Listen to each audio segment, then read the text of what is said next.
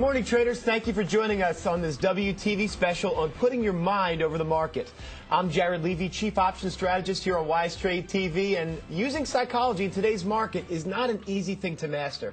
It takes a lot of discipline and skill to become a consistent and successful trader. Here to talk to you about what you need to do in order to put your mind over the market is Mark Douglas. Mark has been a successful trader since the 80s and has written 2 books on trading psychology, both Trading in the Zone and The Disciplined Trader. You've heard me talk about them many times here on WTV, and he is here today to help you become successful traders. Mark, good morning. How's it going? Good morning, Jared. Glad to be here, and I hope I can be of assistance to some of your traders who are viewing right now. Mark, you know, last time we were together was at Wise Fest, and had a lot of fun. I'm really excited you're here with me today. Thanks. So let's get started. First of all, you know, one of the main issues that I see all the time is that people don't use their method to its full potential. In other words, there's a negative correlation between what the trader ends up with and what he could have had if he just followed his methodology. Right. In your DVD program, you refer to this as the profit gap. This is a problem. You refer to it as the profit gap. And I think it's one of the least understood concepts of trading. Can you address this a little bit? This profit gap? Yeah, that's actually a really good place to start because I think that more than anything, what your viewers want or what your customers want are consistent results. They want to be able to produce an income that that they can rely on from their trading. And I'm sure that many of your viewers have already realized that getting a steady income is not such an easy task. Yeah, and everyone seems to get trapped thinking that because trading is easy. Right. Or because it's easy to find yourself in a winning trade, exactly. Which many people do. Right. You know, that they think it's also easy to become a consistent winner. Right. And you know, it took a long time before it actually dawned on me that winning and being a consistent winner are 2 completely different animals, 2 different things. And in some ways, there isn't even a relationship between the 2. It almost seems like there's no relationship between the 2. Yeah. That's what you're saying, right? Yeah. Yeah, that's a real hard mental barrier to break through. Mainly because, it's so easy to find yourself in a winning trade because winning actually requires no skill at all. In other words, unless you consider that the being able to click a mouse button or tap a pad is a skill, right. And we don't have to have a reason or good reason or even actually any reason to put your cursor on the buy or sell button and then immediately find ourselves in a winning trade. And it could be a monster of a winning trade. And what did it take? What kind of skills did it take to actually experience this? Absolutely none. Yeah. So it'd be natural to take the leap from, well, if it's this easy to win, it can't be that much harder to make a steady income. Like you said, it's that easy to click the mouse and for me to sit there and make $5,000 or $10,000, then it must be pretty darn easy for me to sit there and make a living out of this.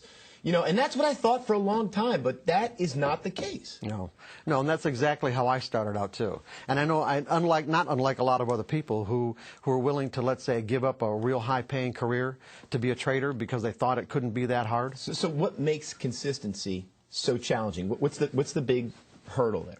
Well, obviously we're gonna get into that, but at the most general level, I'm going to say that it requires learning the type of skills that people just simply aren't used to learning. Mental skills. Mental skills, yeah, exactly.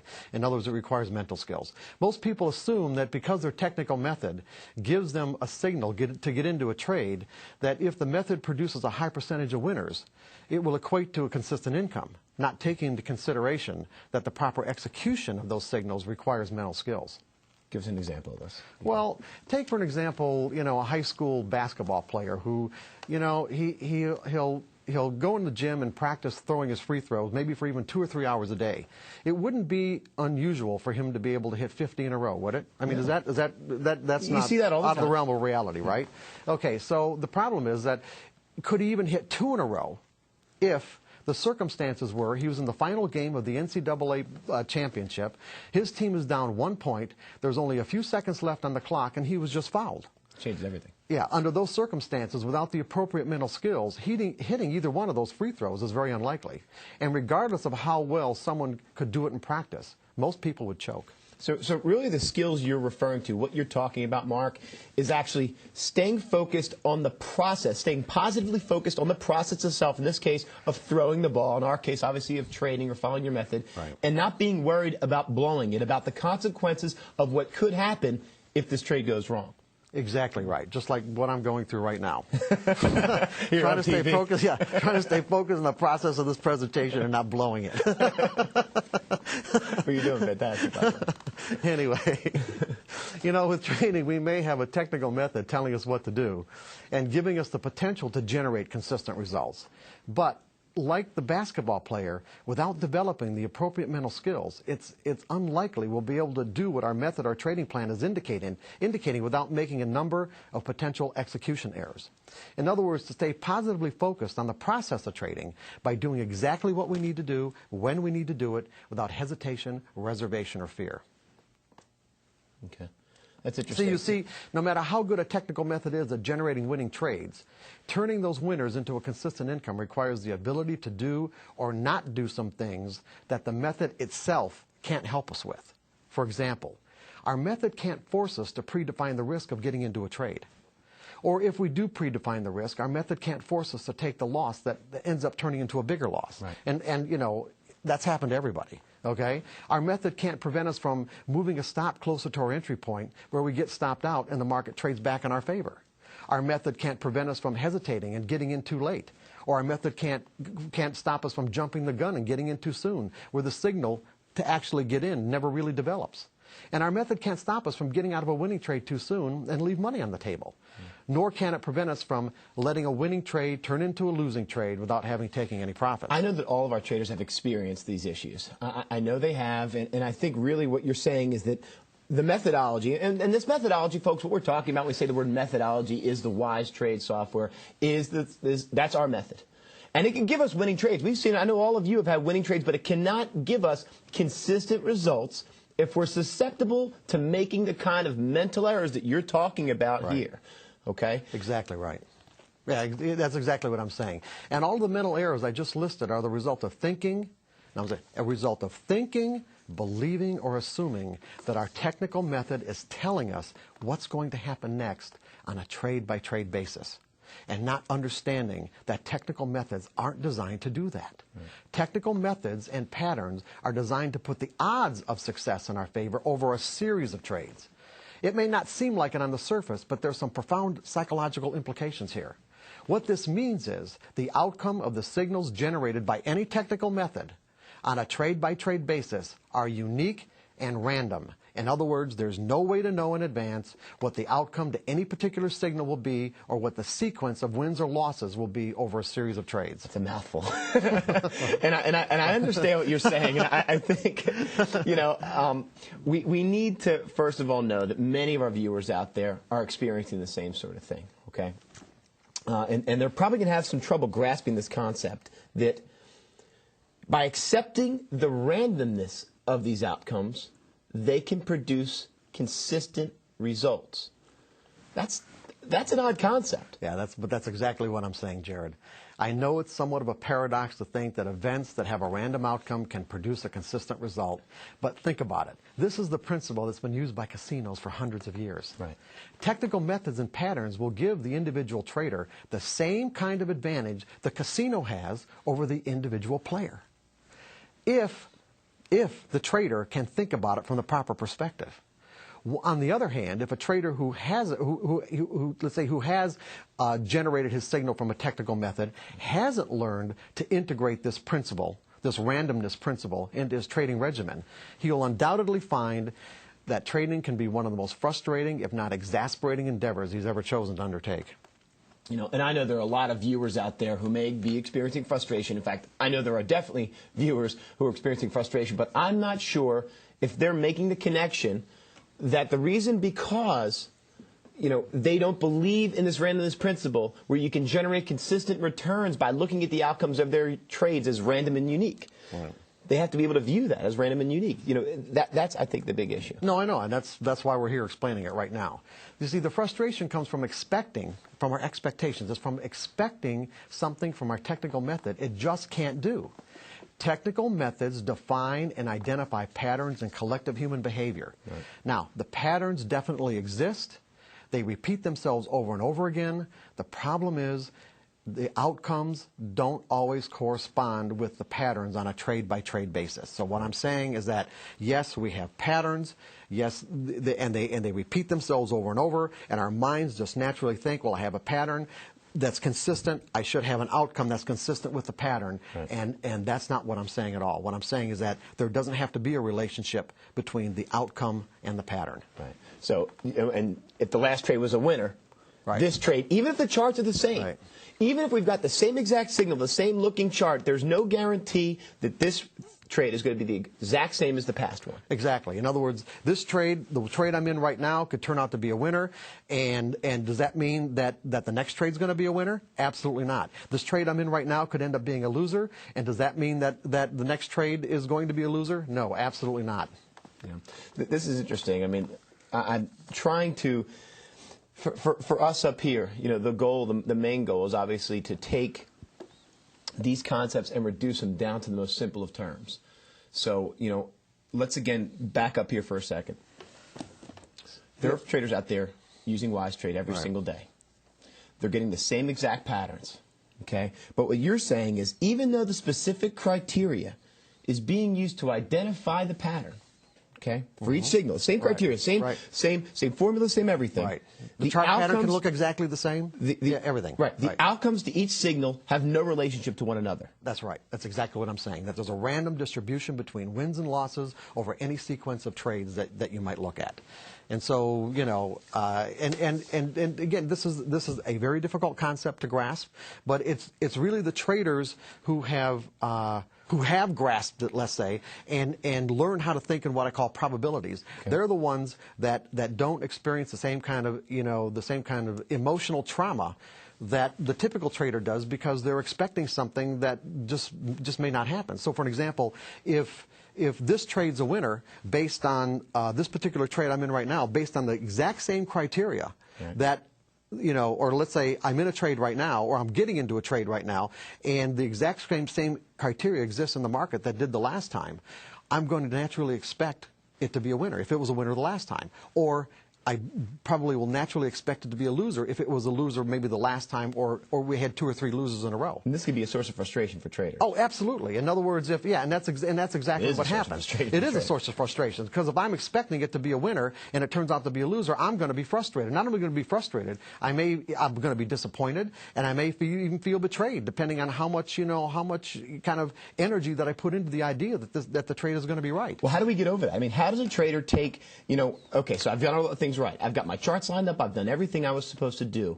How does the trader at least begin to accept these sorts of things, or you know, how do they begin to remedy these issues? Well, we kind of have to get into the nuts and bolts of this, of just exactly how the markets work, because I think that one of the big problems, one of the reasons why people have such a difficult time with this is because their initial exposure to the markets themselves is through electronics. Right. In other words, through electronics, there's a real disconnect between what you're actually participating in and what's causing, you know, you to want to participate in the first place. In other words, you know, markets started as exchanges, right. And there were, and so when you traded at an exchange, so you know that all prices are people-generated events. Correct. They are, and see, this is what people have to take into consideration.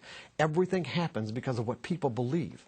When you look at the nature of trading and break it down to its simplest components, what you have is everyone trying to do the same thing. There is no possible way that any of us can make money as traders unless we can buy low and sell high, or sell high and buy low. Correct. Is there any other way, Jared? No. No other way. In every market. In every market. So basically, everyone's trying to do the same thing, are they not? Yes. Everyone is doing the same things. Now, the reason why we have price movement is because everyone has a different idea about what is high and what is low.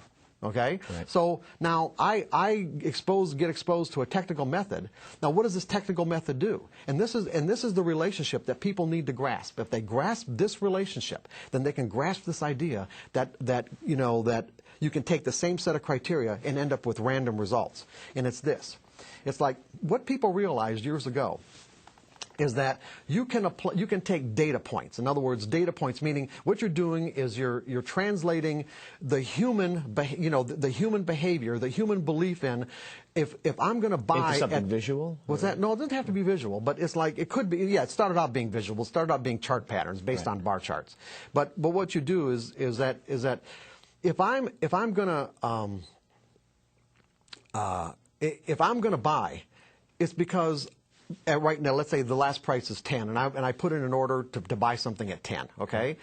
It's because I believe that the market's going to go to 11, or it's going to go to 12. Right. Certainly if I thought or I believed it was going to go to 9, I would wait, would I not? Correct. So the reason why I'm buying at 10 is because that's what I believe. In other words, you know, all price movement is based on people's belief about what's going to happen in the future. Now you said to me in a conversation we had yesterday, obviously we as individual traders are not large enough in our accounts to move the market. Exactly.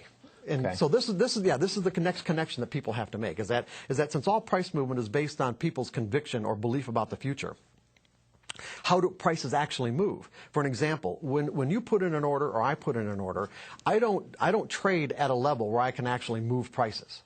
But what the typical screen-based trader doesn't understand is that there are traders, there are thousands of traders out there who do move prices, and that it is their intention to move prices. Or you can have a large group of traders coming into the market and then cause prices to move. But what actually has to happen for prices to move is this, is that if the last price of something is 10, for the market to actually move to 11, all the offers have to be taken out, meaning that, or move to 12, all the offers at 11 have to be taken out. So in other words, people who are trying to sell at 11, they have to get their orders filled before it can get to 12. Okay. Well, for someone to actually bid it to 11 or bid it to 12, they are doing the exact opposite. And this is really critical. They are doing the exact opposite in that moment of what it takes to be successful. Okay. They're not buying low, they're buying high. They're buying high relative to the last price.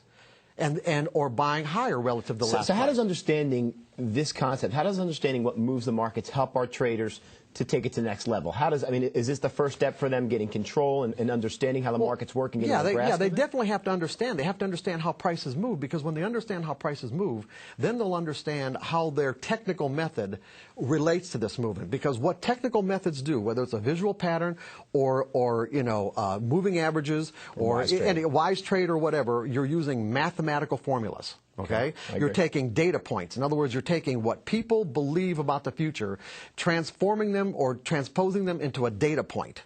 As a price over time, okay, or with volume. There's any number, fresh cross. Yeah, there's any number. That's what it ends up being, is a fresh cross. But I'm talking about the actual mathematical formula that makes the fresh cross. Okay. So there are any number of variables that go into this equation. Now, what people have found is that, and this is here, what people have found is that using these data points into certain types of mathematical equations, you can find patterns in collective human behavior. And what these patterns mean is this, is that when this set of criteria, okay, is present in the market, that there is simply a higher probability than not. In other words, there's a higher probability, or what I'm going to call an edge, a higher probability of one thing happening over another, that other people are actually going to come into the market and bid it higher from here or offer it lower from here. There's just, in other words, when the pattern is present, this collective pattern is present, it will repeat itself. But the problem is that it repeats itself on a random basis, because even though the actual mathematical criteria is exactly correct or exactly the same. Mathematical models can't predict human beings. That's right. Mathematical models can't predict who the actual individuals who are going to come into the market and actually do it.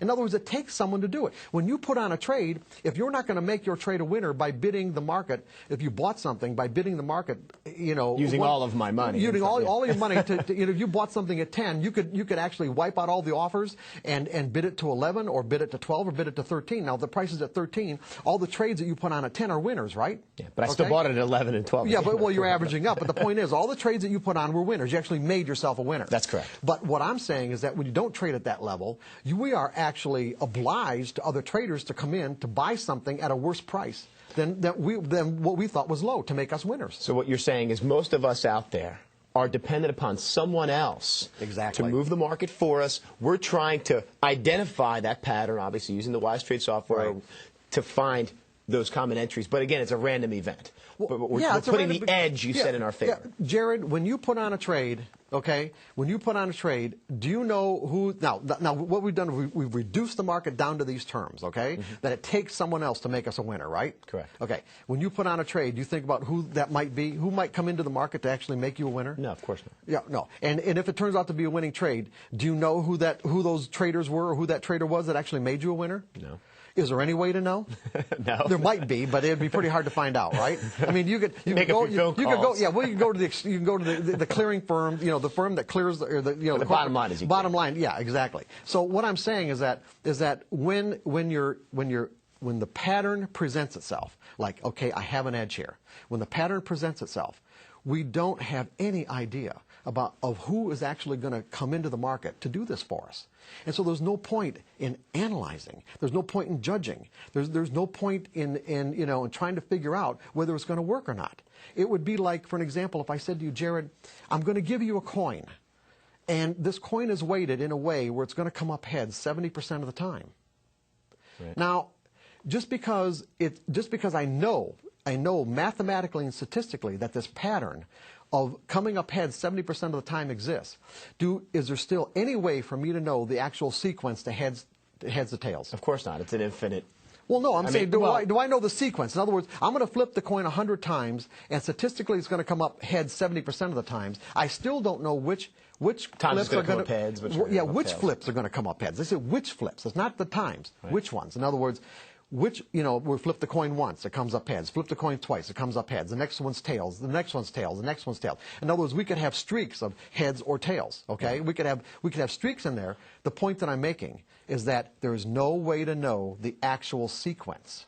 But at the end of the day, we know we have 70%. So what that does, that obligates us, if we want to be able to trade our methodology in an effective fashion, to be able to utilize this methodology in a way where we can extract the maximum amount of profit that it makes available to us based on the pattern that it identifies. We have to do it in certain ways. In other words, our mind has to be free to be able to execute these trades without making trading errors. And the trading errors come from believing that because the pattern is present, that it's going to give me a winning trade on this one. This trade is going to be a winner. You can't think that way. No, you can't think that way. You can't think that That's way. the way the typical trader thinks. Right. The typical trader thinks, I'm not going to put this trade on unless I think it's going to be a winner. Or why would I do it?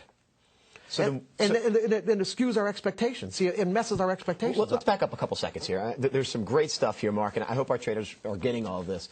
You're basically saying, and this makes a whole lot of sense to me, and I hope it's getting through to you guys, we have a tool that gives us an edge, whatever it is. Right. Even if that edge is 2% or 3%, I don't know if we can. No, it's more than that. Maybe more than that. What do you mean more than that? It's a lot more than that. It's far more than 50%.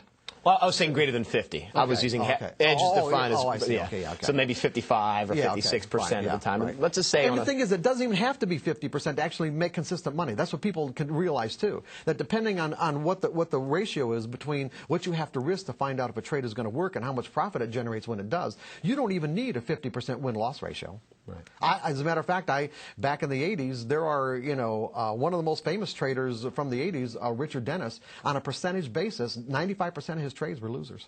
95%. But the 5% that were winners were monsters.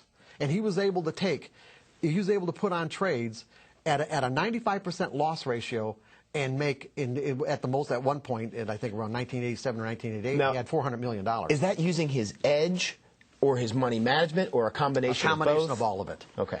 And see, one of the things he did too, and this is something I ought to really qualify with, he would use orders to actually probe the market. See, there's one of the things, I don't want to leave what we're doing right now, but I'm going to just kind of divert just for a moment, okay, and so that people understand that one of the first things to be a successful trader that you have to learn, other than the fact of finding a good edge, meaning something that puts a pattern, a collective pattern that your edge identifies, that puts the odds in your favor, right, that there's a higher probability of one thing happening over another once this pattern is present in the market, is that you have to learn how to think in probabilities. In other words, you have to get your expectations aligned with the way the market actually exists. Right. And when you do, in other words, when you learn these kind of mental skills and you're able to execute your trades without fear and without hesitation, without analyzing, or even without thinking for that matter, because you don't need to think.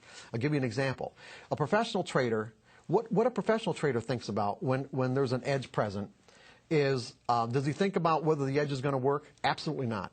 Because he knows, he has learned there's no point. Right. There's no point in analyzing or judging or building a case for or against whether that trade is going to work, because he understands the human component. Okay, But what he does think about is he thinks about the risk. How much do I have to risk? How far am I going to let the market go against this position to tell me that other traders are either going to come into the market and make me a winner or not? And he also has a plan for how he's going to take profits. Right. But the typical trader, what does the typical trader do? They don't have a plan. Well, or they think about the trade too much. They think about, is this going to be a winner? Is this going to be a loser for me? The exact opposite of the professional. So what the professional does is basically... And then once they make up their mind that it's a winning trade, they don't predefine their risk, do they? Right. And they also don't have a plan to take profits because they think when it's going to be a winner. It's going to go on forever. And I want to talk about that. We're running up on the break here, but I want to talk about that on the other side. But what you're saying is the bottom line is the professional sees the entry. He sees the pattern, whatever it is, the edge, enters in, not thinking if I'm going to win or I'm going to lose, but has a money management strategy in place, knows exactly how much he wants to win or is willing to win and how much he's willing to lose or risk. Right. Exactly. Now, does he put a cap on the upside? Does he put a cap on his win side? It's not a matter of a cap. It's a matter of his assessment of how much potential there is. Okay. In other words, see, the problem is on a winning trade, we're obligated in a sense to make these never-ending decisions as to what the risk-to-reward ratio is. In other words, as the market's going in my favor, what's the risk of finding out that it's going to go further? And that's why so many professional traders or people who teach trading advocate scaling out of positions. Right. Mark, this is all great stuff. We're going to have to wind it up. We've got to go to a break, guys. It's already time. As I said, for a break. We'll be back with much more with Mark Douglas here in 3 minutes. We'll see you soon here on WTV.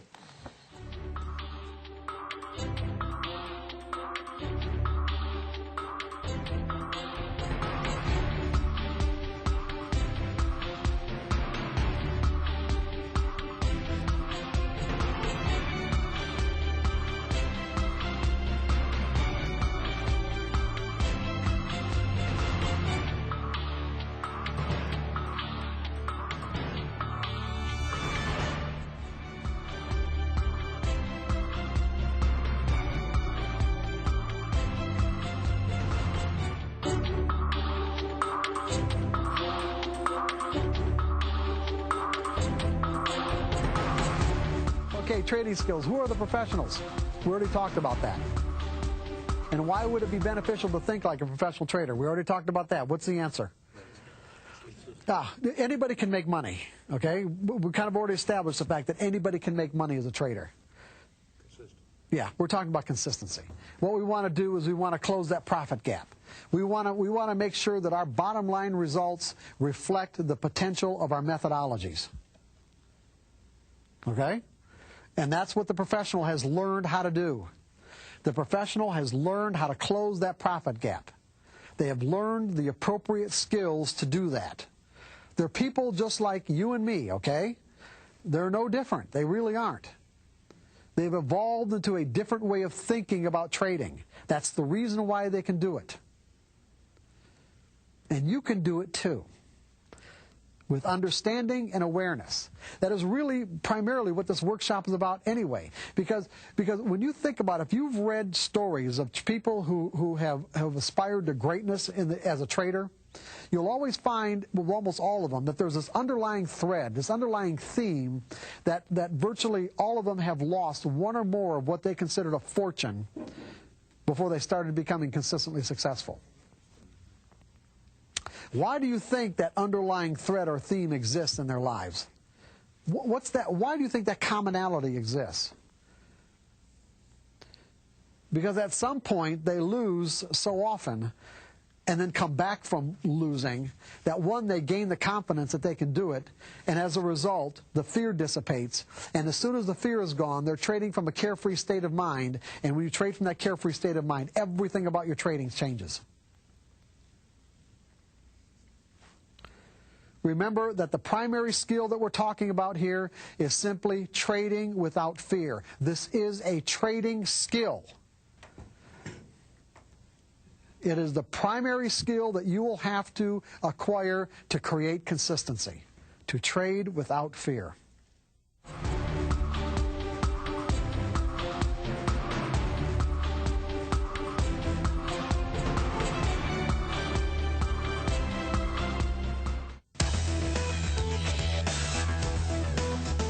You're watching Wise Trade TV.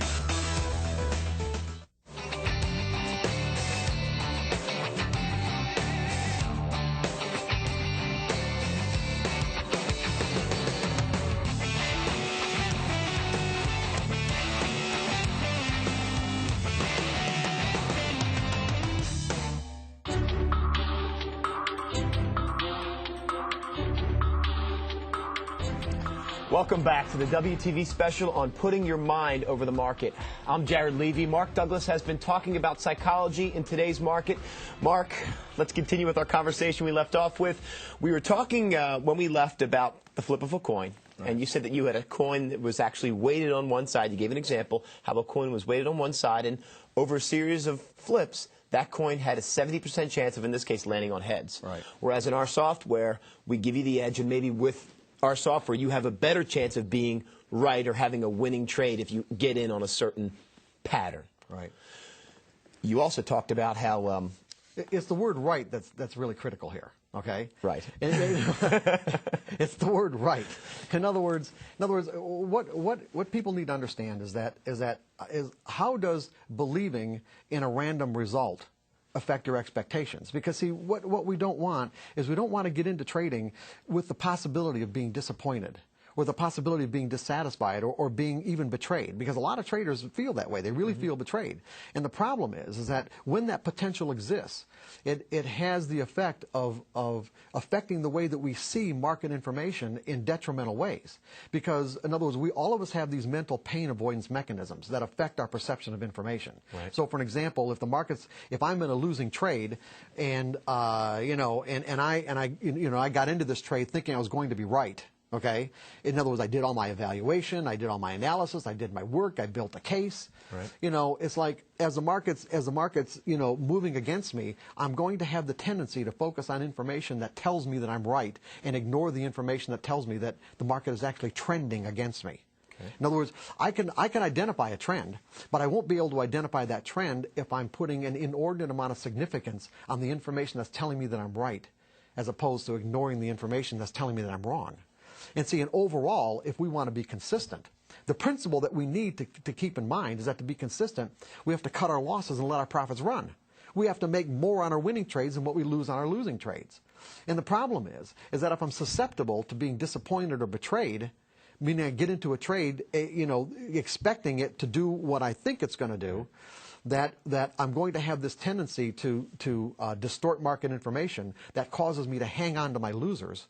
And in a winning trade, what will happen is that instead of letting a winner run, markets don't go straight up. In other words, if I'm in a long trade, right. I would like the market to go straight up, but they don't. They go up and they come back and they come, and it's the retracements we focus on instead of the fact that the market's still trending in our favor. So what you're saying right now, basically, is I found a stock, for instance, that I love. The stock just had a great news story. The charts are the same as the other stocks I've traded, but just for some particular reason, I feel great about this stock. Don't know what it is, but maybe they had some great news out, and I feel that stock starts to go against me. You know what? Based on the news that's out there, based on the special feeling I have about this stock, I continue to hold my loser.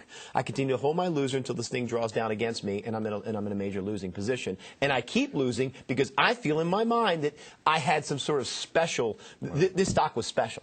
Is that what you're referring to? Or?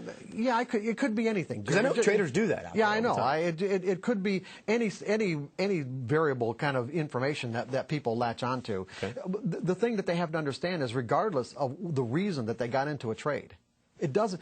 Regardless of the reason, if other traders don't buy into that reason, or if other traders don't have another reason to want to buy at a price that's worse than yours. You bought the stock at 10. Right. Someone's got to want to buy it at 11. Someone's going to want to buy it at 12 and buy it at 13. And not only be able to buy it at 11, 12, and 13, and 14, they're going to have to take out all the offers, all the traders who think it's high. In other words, at 11, 12, and 13.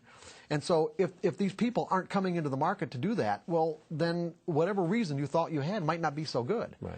And so that's why it's so critical to predefine your risk before you even get into a trade. And that's why professional traders don't think about it any other way, because they know it takes other people. My reason might be great, but if someone else isn't buying into it, what difference does it make? It doesn't matter, because it's not a winning trade. And so, if we have this susceptibility to be disappointed, what it does, it affects our perception of market information in a way that doesn't allow us to cut our losses. How do we make ourselves not susceptible? I mean, how can you shut off? Yes, by changing your perspective on this, by really understanding. For an example, Jared, you ever played a slot machine? Yes. Okay. Now, I don't like it. You might, okay. But I played it. For whatever reason you don't like it, doesn't matter, okay? That's good that you didn't like it, because it might make the example even better, okay? Okay? You play a slot machine. When you put your money in the machine, let's say it's a quarter machine, okay? You put your money in the machine, you press the button, and the pattern indicating that there's a payoff doesn't show up. How do you feel? No. Well, do you feel betrayed? Do you feel betrayed by the machine? No, not at all. And why do you not feel betrayed by the machine? It's just a random, it's a random outcome. Okay. So in other words, you went into it with the belief that you know that you're participating in an event with a random outcome. Right. And as a result, your expectations about the outcome were in perfect alignment with the event itself. My expectation, believe it or not, was to lose. I know this sounds crazy, but when I put the quarter in, I thought, you know what, I'm probably going to lose this quarter. Yeah, exactly. Okay, because the odds aren't exactly in your favor, and what trading systems can do is actually put the odds in your favor in a way where we own the machine. Believe it or not, I mean, this is the whole role reverses if you learn to think about it correctly. In other words, if you understand that, so for an example, well, let me backtrack a little bit and say that most traders, if you compare trading to a slot machine, the difference would be that with a slot machine, we can't play until we've accepted the risk. In other words, we actually have to take our money out of our pocket and put it in the machine, or otherwise we can't play. Right. So that implies that we've accepted the risk, because the degree to which we have not accepted the risk, we wouldn't be able to put our money in the machine. That is our loss. The quarter is our loss. That's the risk. No, that's not our loss. That's just the risk. The risk. That's just how much we're willing to invest to find out if it's going to work. Okay? Okay. And then what we do is we wait for a pattern to show up. And if the pattern's a jackpot, great. If it's not, then we might be willing to put another quarter in the machine to find out if it is. The difference with trading, and this is where people's mental idea of what this is all about gets messed up. The difference with trading is that the pattern shows up in the market. First. The pattern shows up first, okay? Then what we have to do is put up our money, meaning how much am I willing to risk to find out if it's going to work? But most traders, because they evaluate, because they judge, and because they analyze, they think that and build a case for the pattern being right, they actually talk themselves out of believing that the risk even exists.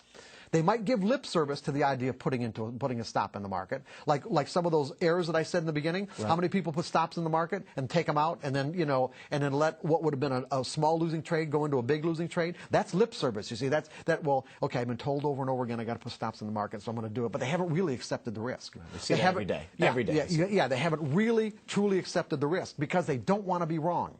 And what they have to understand is that this is not a right or wrong game. This has nothing to do. Trading a technical methodology or a technical pattern does not have anything to do with being right or wrong. It's just an odds game. That's all it is. In other words, you get an edge that says I've got the odds in my favor over a series of trades, but you've got to be able to take every single trade because you don't know the sequence to wins and losses. You got to be able to identify what your risk is, and that's simply how much am I willing to spend to find out if other traders are going to come into this market and bid it higher than my price or offer it lower than my price if I sold. That's all it means.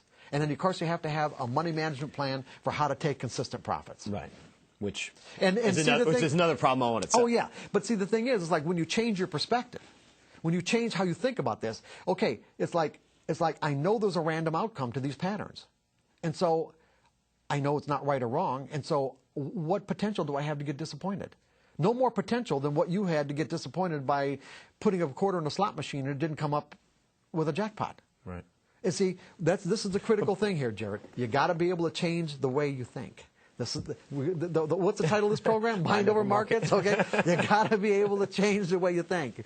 And how does a trader do? I mean, what are the steps? I mean, is there obviously by reading your books, by getting themselves immersed in your thinking, is certainly a way to do that. Is there anything from this point forward a trader can begin to do, or thoughts that traders can try to add to the repertoire to begin to think like a professional trader, have that carefree state of mind, and start to change the way that they view the markets and their risk? Is there an exercise they can? Yeah, absolutely. I mean, there's an exercise in trading in the zone, exercises in how to think like a professional trader, and basically all it really takes, Jared, is simply a sincere willingness to do it. Honest to God, it's just like anything else in our lives. When we realize that there's a particular goal that we have, and there's a strong desire to achieve that goal, then we're going to take whatever steps we need to achieve it. Whether those steps are trading in the zone or how to think like a professional trader or some other methodology that people are more comfortable with or whatever. The point is that if someone really sets their mind, any of us, when we really set our mind at getting something, we'll get there. We will get there. But the difference is, like we started out in the beginning of the program, the difference with this is that what we have to set our mind at is how to change our mind. Okay? And that's why there's so many people who are so close to getting it, but never really get beyond that threshold. What's that hurdle? Why can't? Because people don't want to change the way they think. It's that simple. People don't like changing. How can people get to the carefree state of mind that you talk about? By changing the way that they think. They've got to eliminate the potential to think that the market's going to disappoint them. They've got to eliminate the potential to think that the market's going to disappoint them. And the way they eliminate that potential is by understanding that trading is not about being right or wrong. It's a probability game. Right. If you're trading technically. Now, I don't want to confuse people, but I got to say something else. Is that traders do got an evolve. hour and a half, by the way. Keep going. We do? Oh, okay. Well, yeah. You got that long, honest to God? Go ahead. Oh, my. No, is that there are stages of development. In other words, and I think I started to talk about this in the last segment, is that there are stages of development. That we start out learning these fundamental skills, like learning how to think in probabilities so that the market doesn't have this potential to cause us to feel emotional pain. Right. We did everything we could. We had our edge. It didn't work out. That's right. On. And that's all it is. When you put on a trade and it doesn't work, all it really means is this, is that some other traders didn't come into the market that had the same belief that you had or the same conviction that you had about this market doing whatever it is that you thought it was going to do. That's all it is. It's nothing more than that. And you have to learn to walk away. And you have to learn to walk away. I mean, let's put it this way. How good do you think the average person is at predicting other people's behavior? Someone else's behavior. People aren't that good at predicting other people's behavior. Or even their own behavior, for that matter, okay? Exactly. They find themselves doing things that, what am I doing this for, And so how good are they going to be at predicting collective human behavior? Now, the methodologies that we have access to, these mathematical formulas, do that for us. Right. But you have to understand that there's no possible way that these mathematical formulas can predict the outcome of these patterns on a trade-by-trade basis, only on a series of trades. In other words, what they're really saying is that I have the odds. So when I get a signal from my methodology, at the very most fundamental level, what this is telling me is that fresh cross. There's a higher there's a high, or let's say the odds are in my favor. The odds are in my favor that somebody is going to come into the market. This is what the pattern means. Right. The odds are in my favor that somebody is going to come into the market and bid it higher from here if I bought, or offer it lower from here if I sold. That's all it's saying. Now, they're either going to come or they're not. And so, as a result, I don't look at this as being a right or wrong. I look at this as how much distance am I going to give the market to move away from my entry point to tell me that they're either going to come or they're not, and any further is not worth the money of finding out. It's not worth the cost of finding out. That's all it means. Do you talk about stop losses? You talk about stop losses and management in your DVD. Yeah, absolutely, but not like very specific. Not the kind of specifics that like if you're in a half an hour time frame, how much. Well, how that's much the trader's decision. Yeah, but the trader, dependent upon their trade style, is going to adjust their stops according to their account size, according to their risk tolerance, etc. Right. What you do, I think, is give people an understanding and a basis of where they should be placing their risk, or how much, not from a dollar perspective, but maybe from a in other words, so that they can from a mental perspective, so that they can adjust their trading style in a way that conforms to where they're at in terms of their ability to take the risk. Would one exercise be for a trader to begin testing out their loss? In other words, take a $100 loss, see how you feel. If you were able to take a $100 loss and walk away and not fret too much about it, not let it stress out the rest of your trading day and not think about it, maybe then you could say, okay, I'm willing to trade a more volatile stock and move to something like a $200 or $300 loss, et cetera. Is that an exercise you think would be beneficial? Oh, absolutely. For the traders? Yeah, absolutely. I mean, and that's what I suggest to people, all the time. Especially, I was doing coaching. It's like, and when I was doing coaching on an active basis, I mean, I was coaching some pretty substantial money managers, and they'd get into a situation where they're on a pretty good losing streak, and often it required that they actually go back to a risk level that they hadn't. Meaning that if they were trading 10,000 or 100,000 shares, or willing to take $500,000 or $1 million hit on a trade, to get back to where they felt more in sync with the market, that they may have had to go back to only trading 1,000 shares. And see, and when you're working in a corporate situation like that, with other traders, that's often a hard thing to do, but that's exactly what they needed to do. I suggest to people that I mean, look at it this way: paper trading. Okay, a lot of people who teach trading say that there's no point in someone paper trading, because there's oftentimes a huge difference between the results they'll experience paper trading and what they'll experience when their real money's on the line. Yeah, because there's no real money on the line. In other words, I'm sure there are probably a substantial number of viewers out there who can make consistent money following their methodology, paper trading, and then they start doing real trading, and everything changes. Okay, well, and so a lot of teachers have said, well, there's no point in paper trading because there's no correlation between the results. Well, that's not really true, because what paper trading can do for people is very beneficial. One, it's a graphic demonstration of the gap that exists in terms of mental skills that they need to acquire. In other words, it's a good way to get familiarize yourself with your trading platform. It's a good way to really get confident with your methodology. But more so, it is a graphic representation of the mental skills that you don't have. That's an interesting concept. Yeah. So in other words, how does someone convince themselves that they need those mental skills? Look at your paper trading. Look at your paper trading in relationship to your real trading. Now, if there's, and a lot of this, even if people have learned to think in probabilities, which is what we've been talking about pretty much this whole time, even if people learn to think in probabilities, it doesn't mean that they can really still accept the loss. Right. Because the way our minds think, in other words, if I have to take a loss on this trade, it could have the tendency to tap me into all the accumulative kind of negative pain of every time I've had to take a loss in my life. And it just doesn't mean in trading. It could mean, pets or what, people and that sort of thing, or jobs. And so, because our minds have this tendencies to associate, it can make it difficult to accept the loss. So a lot of times what people would have to do, and they also would find difficult to do, because a lot of times people get into trading because they want to impress their friends or their family, like, I'm a trader. Right. But what they might have to do is that when they graduate from paper trading, they might just, the amount of risk tolerance they have might only be just 10 shares, and risking $1 on those 10 shares.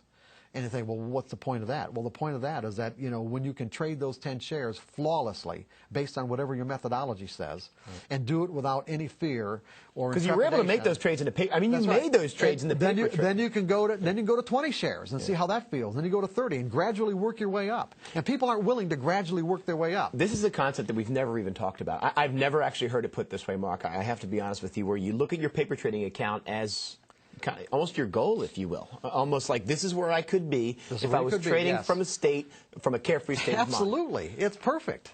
This is where I could be if I had that carefree state of mind. If I had the mental skills that allowed me to do exactly what I need to do without reservation, without hesitation, without fear.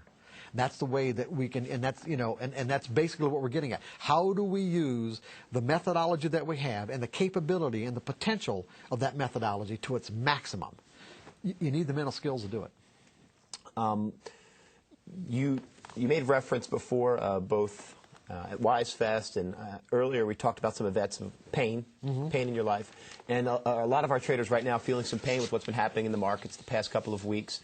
Mark, is there, does a person have to experience this, a total drawdown in their account, a total loss in their account, where their account's almost wiped out or is totally wiped out, for them to make that change in their mind? I mean, does that have to happen? Does it have to be traumatic like that for them to realize, oh, I've got to change something?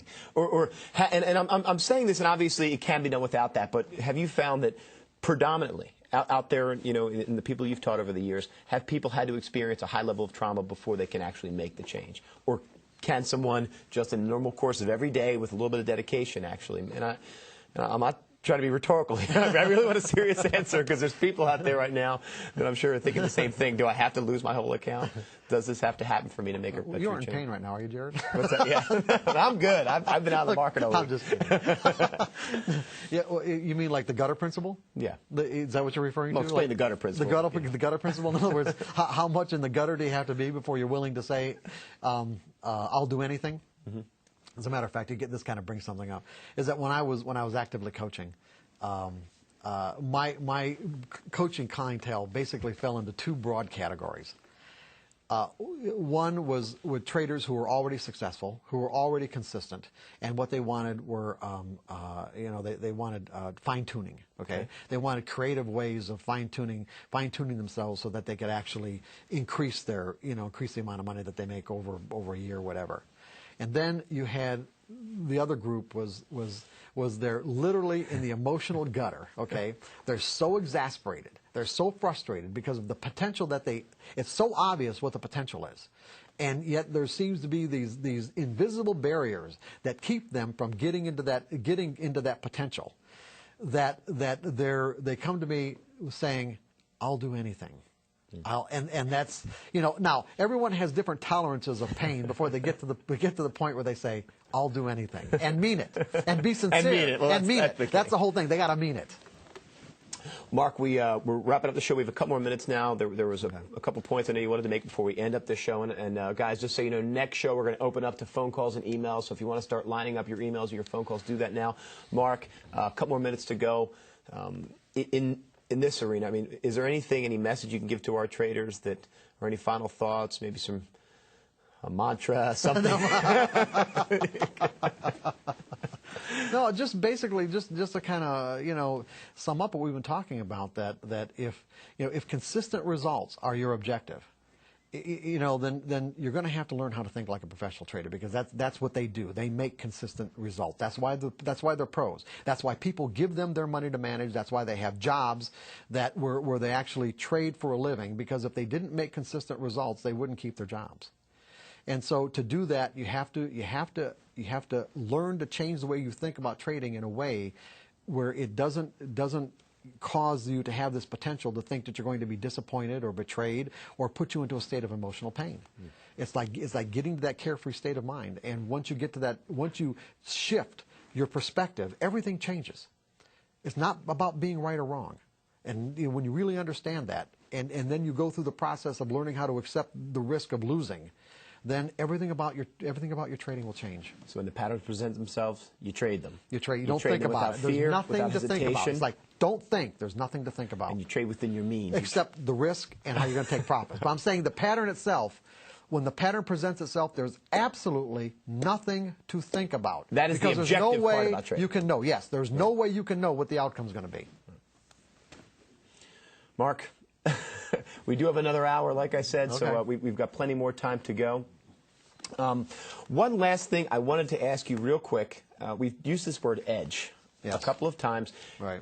A lot of our traders are not familiar with this word edge. I've used it on the floor. Edge to us was basically having a spread in there. In other words, if we had an option that was worth $1, the ability to buy it for 90 cents or sell it for $1.10. Mm-hmm. How do you define edge as a closing thought? Just simply, an edge is just a higher probability of one thing happening over another. That's all. Just a higher probability of one thing happening over another. But keep in mind that within the context of what we've been talking about, it's a higher probability happening over another over a series of trades.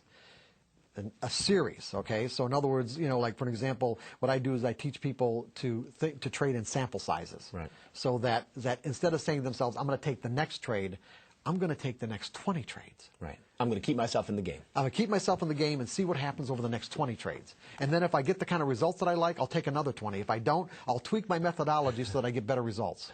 Mark, it's been great. We'll see you back in a couple minutes. Guys, it is time for a break. We want you to get your questions in for Mark. You can give us a call at 1-866-WTV-WISE. That's 1-866-988-9493. Or you can send us an email to trader@wisetradetv.com. When we come back, we will answer your questions and talk more about psychology in today's markets. We'll see you back here in 5 minutes.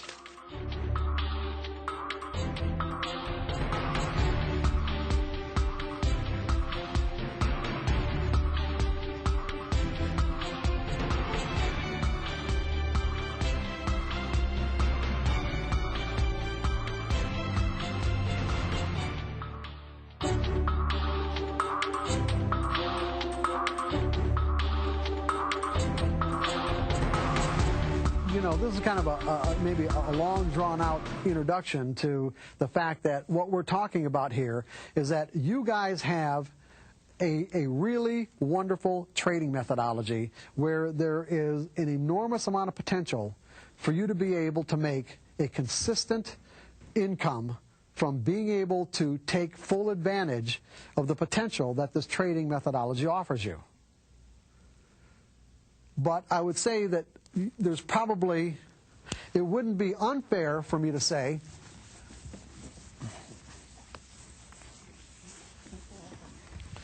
that there's probably what I'm going to call the profit gap. The gap between the potential and your bottom line results. This is the potential, and this is your bottom line results.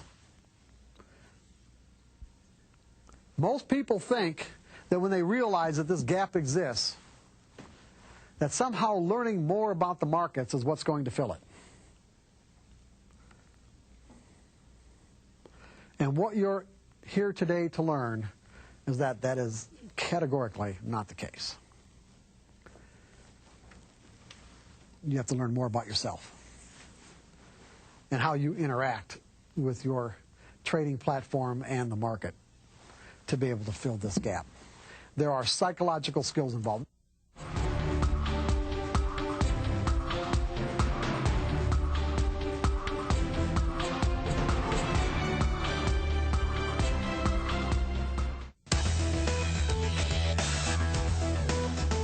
You're watching Wise Trade TV. Of course I watch Wise Trade TV. I love Wise Trade TV. It's like a partner. It's like somebody who's there with you. They care about what you're doing on your trading. It's my friend. It's my support. If you have a question and you're not sure about something, you can call in, you can email, and your question is answered. It's exciting to be part of it, a live part of it. You learn something every day. If they're serious about wanting to trade, they need to watch the program. I mean, it's just all there is to it. It's a no-brainer. I wouldn't want to be without it. We are doing this for you. Wise Trade TV. Hello, I'm Alan Nuckman, president of the Commodity Explorer software program. And I'm George Thompson, president of Wise Trade. We're offering Commodity Explorer at a special subscription model for only $99 a month. It's great trading software with some super training, available video on demand at Wise Trade Television. Alan, Wise traders trade with red lights and green lights, supply and demand. It makes sense to open your financial futures to commodities. It's that simple. If you understand the charts of Wise Trade, Commodity Explorer should be an easy transition. You're able to trade the stock market indexes, interest rates, metals, energies. There's some major benefits in these futures markets today. We trade electronically. There's additional trading hours to execute your plan. You're able to diversify and trade any market that's moving. There are no limitations, upward, downward markets. There's enormous volume growth and tremendous liquidity. So commodities are a growing market that you want to be able to participate in today. And the best part of Commodities Explorer, it's only $99 a month. Visit CommodityExplorer.com for the $99 a month subscription. Learn to trade commodities with Alan in 30 days or your money back.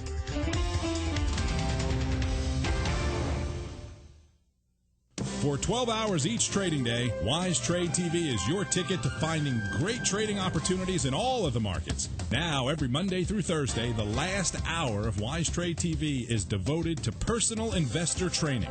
Welcome to Wise Trade University. We'll cover all types of topics from general market knowledge to the hottest trading strategies. Wise Trade University brings the classroom and our top market experts right to you. Tune in Monday through Thursday from 6 to 7 Eastern. Class is now in session.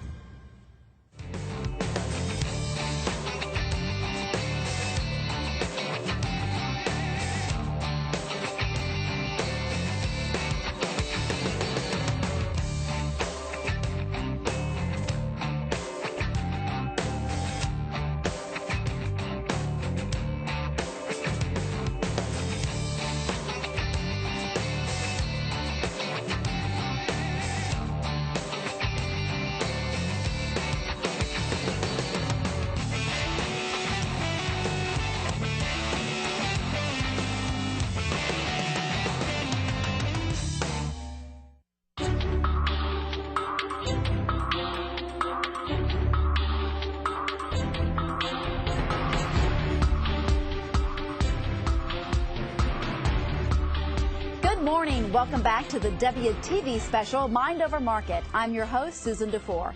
Now, you've seen some clips from Mark Douglas's DVD series, Trading Psychology. Well, we're running a special right now. You can get the DVD series for the special low price of $895. That's $400 off the regular price. And if you're one of the first 50 people to order it, you'll receive an autographed copy of Mark's book, Trading in the Zone. You can call 1-888-304-8881, extension 1, or go to www.wiseminds.com to order the series. You don't want to miss this great opportunity. Mark and Jared are still here and ready to answer your questions. You can give us a call at 1-866-WTV-WISE. That's 1-866-988-9493. Or you can email us to trader@wisetradetv.com. Guys, Mark, that was a great show. I loved all the information you gave everyone. Thank you, Susan. Thank you very much. Thank you so much for being here.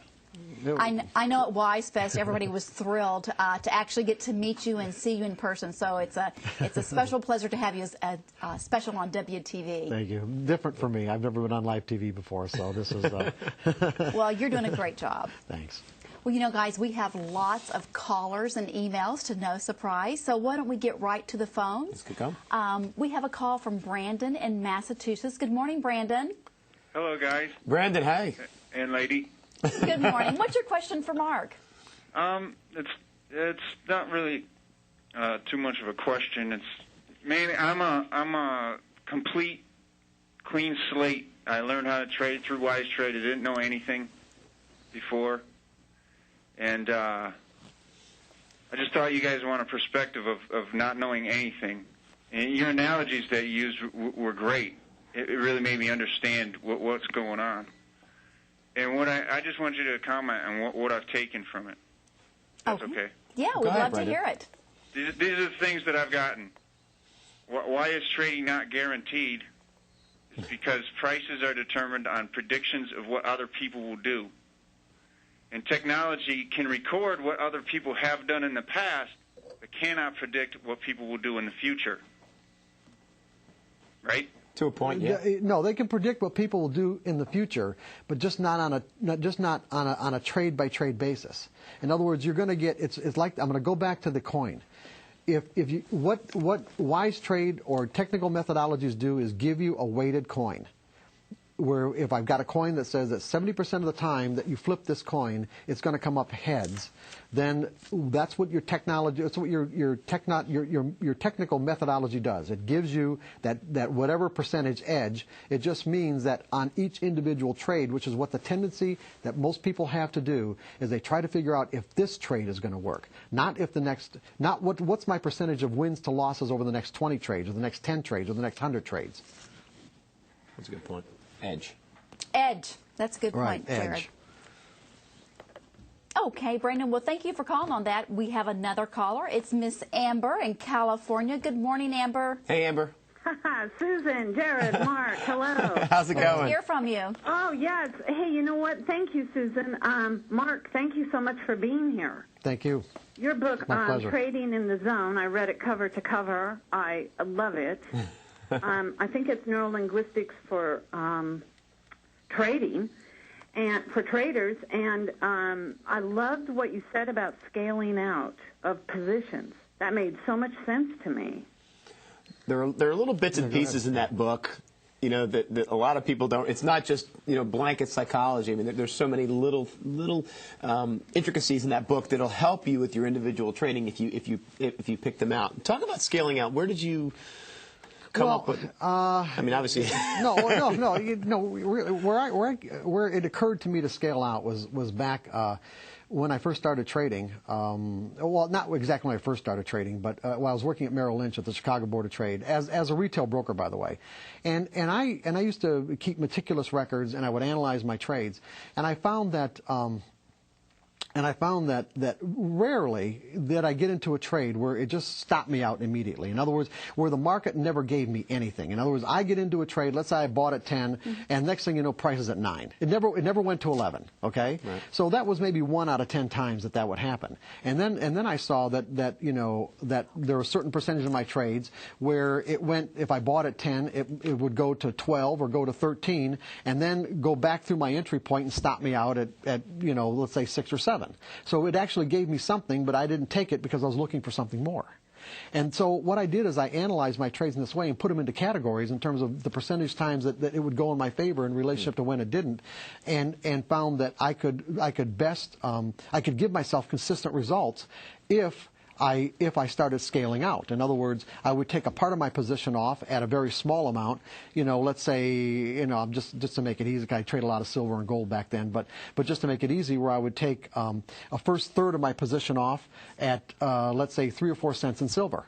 Okay. And what that would do is that would not only make me a winner from a psychological perspective. If you really want to look at this, psychologically, what you want to do is you want to create a belief. You actually want to create this belief inside of you that I am a consistent winner.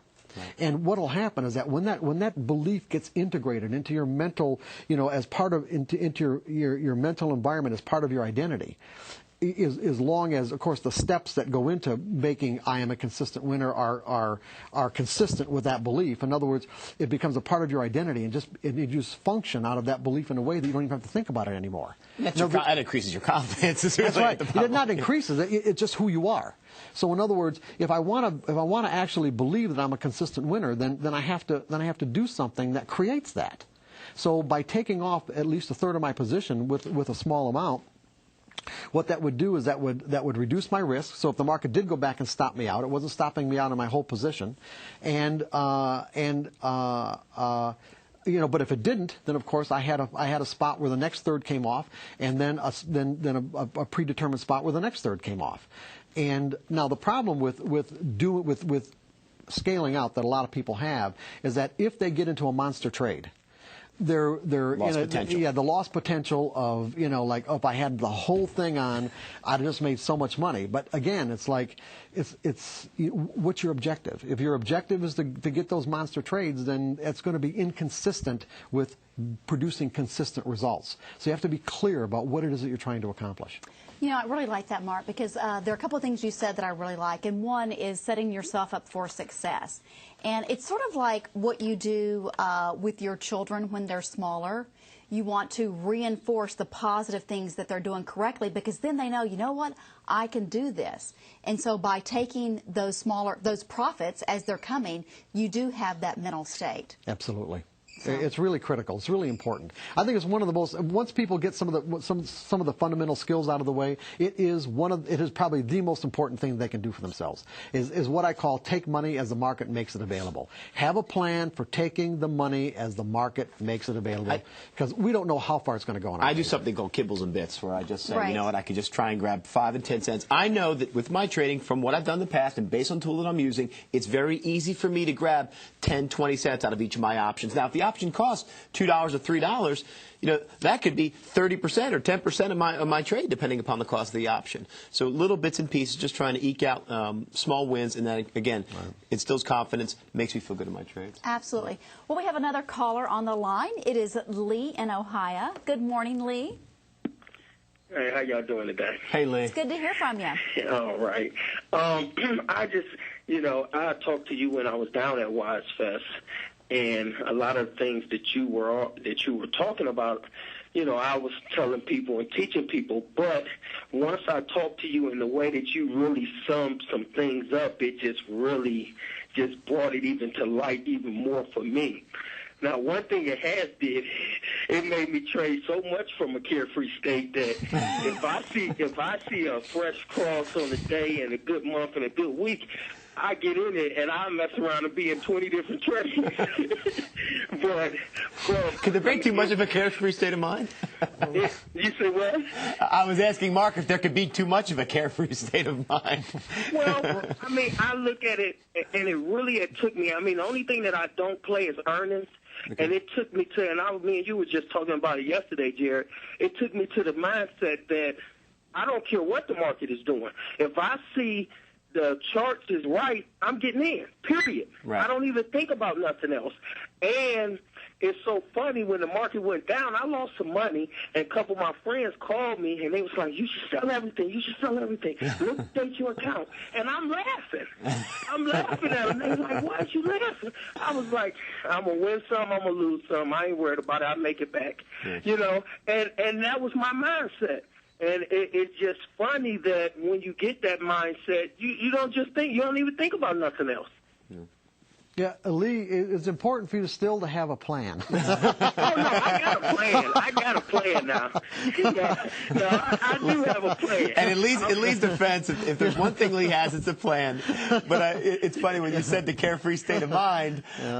I mean, that's more, now, what you do talk about is something called euphoric trading. Euphoria, That's euphoria, that's different. Well, there could be something here with, there could be an element of that with you want me to cover that? Or I think it's a great idea. Well, you know, all of us, let's put it this way. We talked about expectations in the first segment. It's like, you know, when an expectation is simply, you know, a mental representation of what some future moment in the environment is either going to look like, sound like, feel like, taste like, or smell like, okay? In other words, if the environment, if I believe that the environment is going to be a certain way, the outside environment is a certain way based on my mental representation, if it shows up that way, if it shows up exactly that way, how do I feel? Well, universally, this is a characteristic that runs through all cultures. This is a universal human characteristic. How do I feel? You're going to feel good, right? Yeah, you're going to feel satisfied. Good. There could be a range of really positive emotions. Okay, and this is universal. And by the same token, the degree to which the environment does not conform to our expectations, how do we feel? A whole range, you know, like I brought up before: disappointment, dissatisfied, betrayed, whatever. Okay. And usually it's extremes like omnipotence and like total failure. Well, the thing is that all of us have this potential to flip into a euphoric state of mind. And a euphoric state of mind is one where, for whatever reason, whatever expectations we had, let's say the environment showed up in a way that far exceeded what we thought, and it's just like we're as high as a kite. And what happens is that these chemicals get in, you know, get released in our mind and our body. And the problem with genuinely euphoric state of mind can be like heaven, literally like heaven on earth. And the problem as traders when we're in a euphoric state of mind is that in a state of mind of heaven on earth, it is impossible for us to conceive that anything could go wrong. Anything. Impossible. That's when the stops come off. Impossible, exactly. Risk increases. And so, and I've worked with so many traders, and I can say that I've worked with traders who have, let's say, their threshold for euphoria was one winning trade. Okay. Oh, wow. And there are others who, you know, maybe a string of 4 or 5 winning trades or 2 or 3 winners and a big monster or whatever. But the point is that there's a state at which we can operate at normal confidence in which we can do all the things, stay in the process of trading, meaning that, you know, we're objectively executing our edges, we're predefining our risk, we're cutting our losses, we have a plan for, you know, taking profits on a consistent basis. And then when you flip into this state of euphoria, all that changes because absolutely nothing can go wrong. And as traders, that's one of the most dangerous places to be because even though you may perceive that nothing can go wrong, the market may not agree with you. And that's when we have this tendency to violate money management principles, where if we're a 1,000-share trader, we'll put 10,000 shares on, you know, we'll mortgage the house or whatever because the trade just absolutely, there's no possible way it could be a loser. And in these situations, what happens is that when we've got 10 times the amount of exposure than that we're used to, then all it takes is just a tiny, tiny little bit that the market can come against our position, just a tiny bit. Right. And we can go from the state of euphoria to a state of terror instantaneously. Because of what you just said. You were a 1,000-share trader who now committed 10,000 shares to this trade because you were in this euphoric state. Yeah. When the thing flipped down, your loss is now way outside of what you call the norm.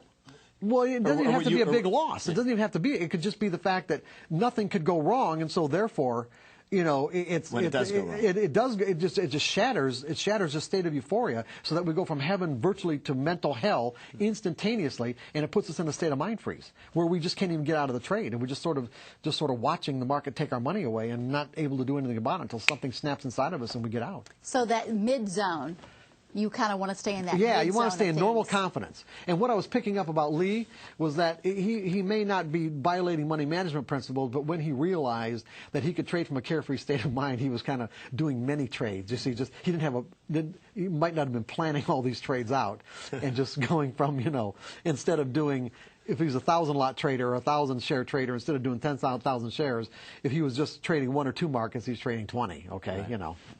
So we have an email from Ed, the Philly Pip Collector.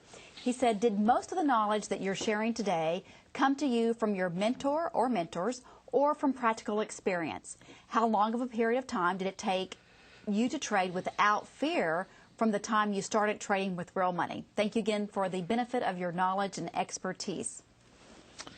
The first part of the question is how long... Who did you learn from, and how long did you trade with Who did I learn from?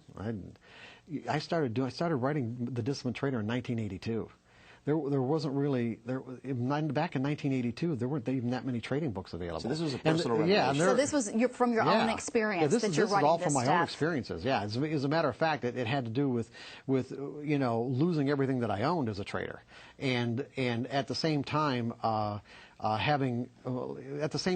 being in a situation where I was at Merrill Lynch, where I was observing, not only other brokers in the office, but the behavior of my customers, their customers, having relationships with floor traders, noticing these common themes of errors that we were all making, and then when I ended up losing everything that I owned, I was in a state of mind where I didn't have anything else to lose, other than maybe my job, because Merrill Lynch would have known the situation. I'm sure they would have fired me, but they didn't, and so I was able to not trade anymore because I didn't have any money.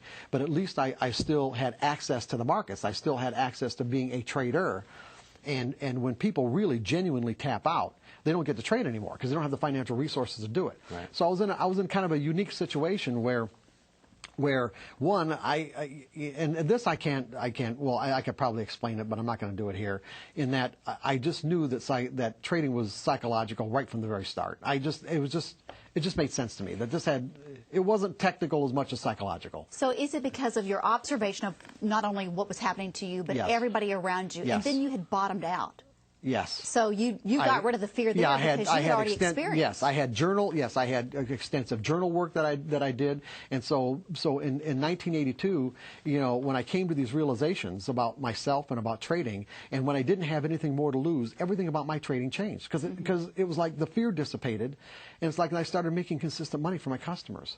Because I was doing the same things, but I was doing it from a different perspective, and not making the errors. So the second part of his question referred to the time it took you to get over your fear, and you think it was more, or you say it was more like almost an instantaneous. Well, yeah, it was an instantaneous, maybe an instantaneous realization, but it was because of these experiences. Right. And so what I started doing is developing the material that ended up in the Disciplined Trader.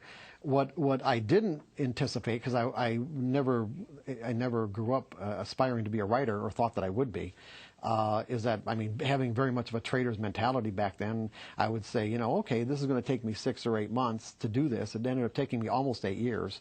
And it was tapping, basically where this insight comes from is I tapped into the creative process.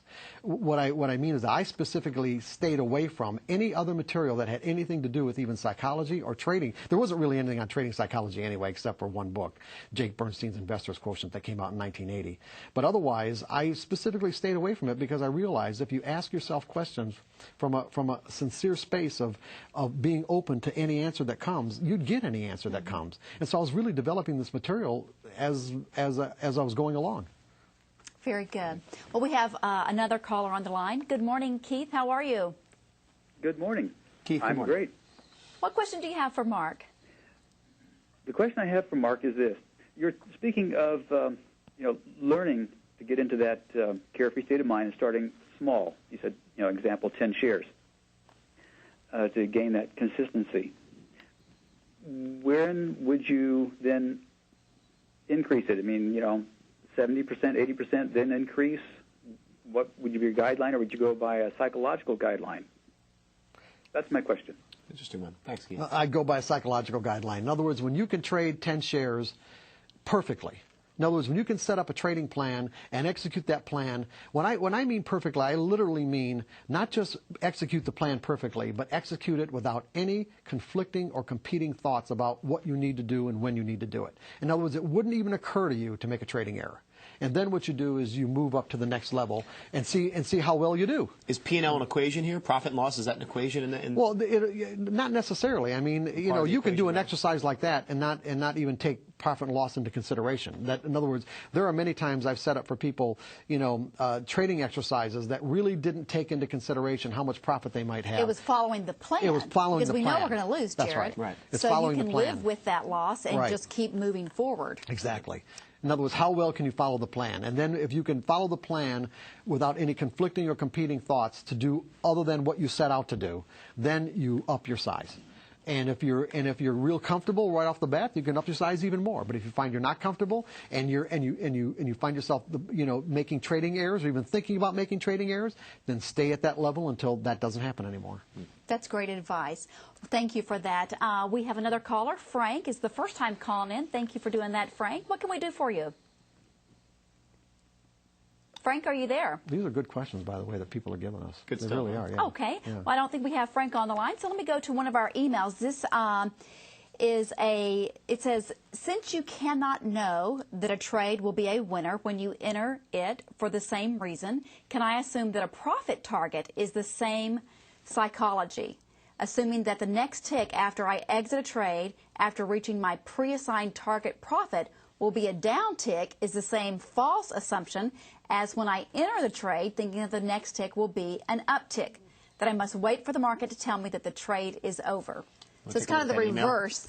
Yeah, there's no way to know how far a market's going to go in your favor. You just have to pick these predetermined spots, or if you don't pick predetermined spots, then use some sort of an indicator like another fresh cross or a trailing stop to get you out of your trades.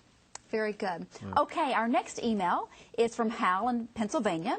And he says, hi, Jared, Mark, and Susan. On behalf of all the wise traders, I want to thank you for this great opportunity to listen to Mark.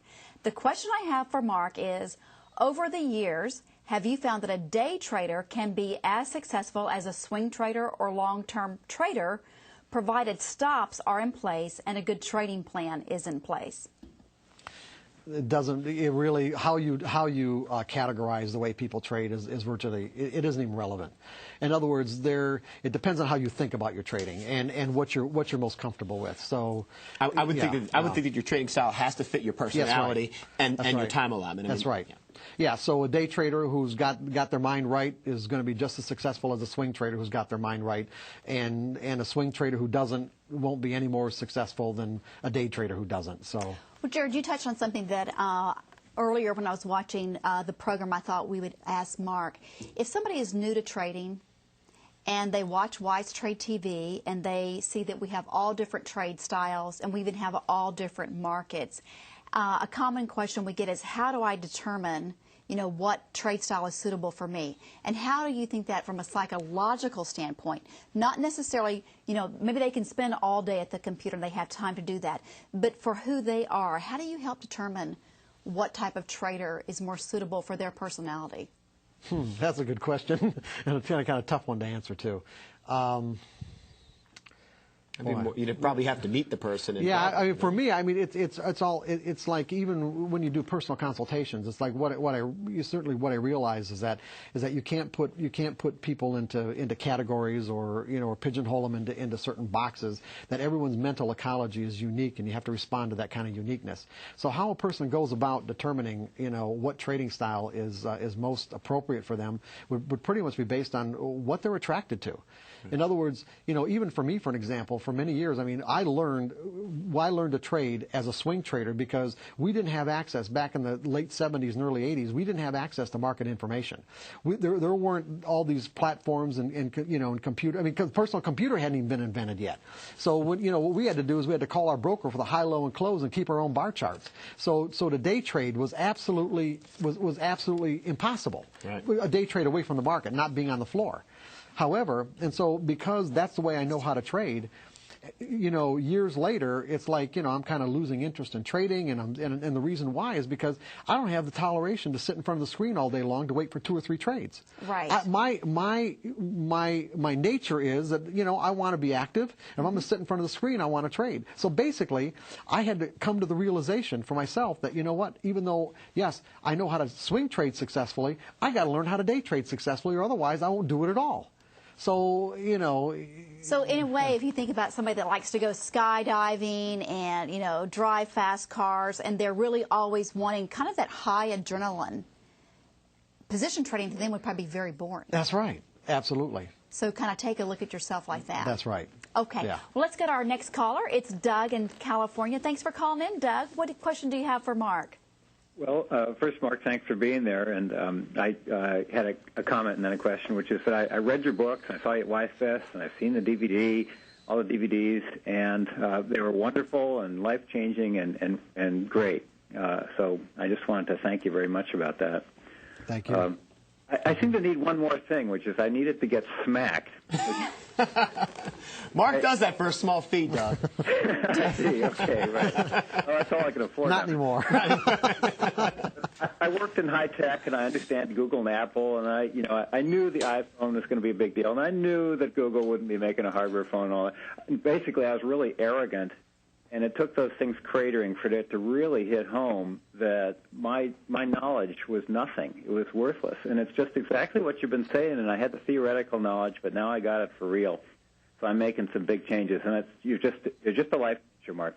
Anyway, my question is, do you know of any lotion for thinning skulls when somebody has a really thick skull? Just kidding. For thinning skulls. He has a thick skull. Lotion for thinning a skull. Okay, I'm sorry.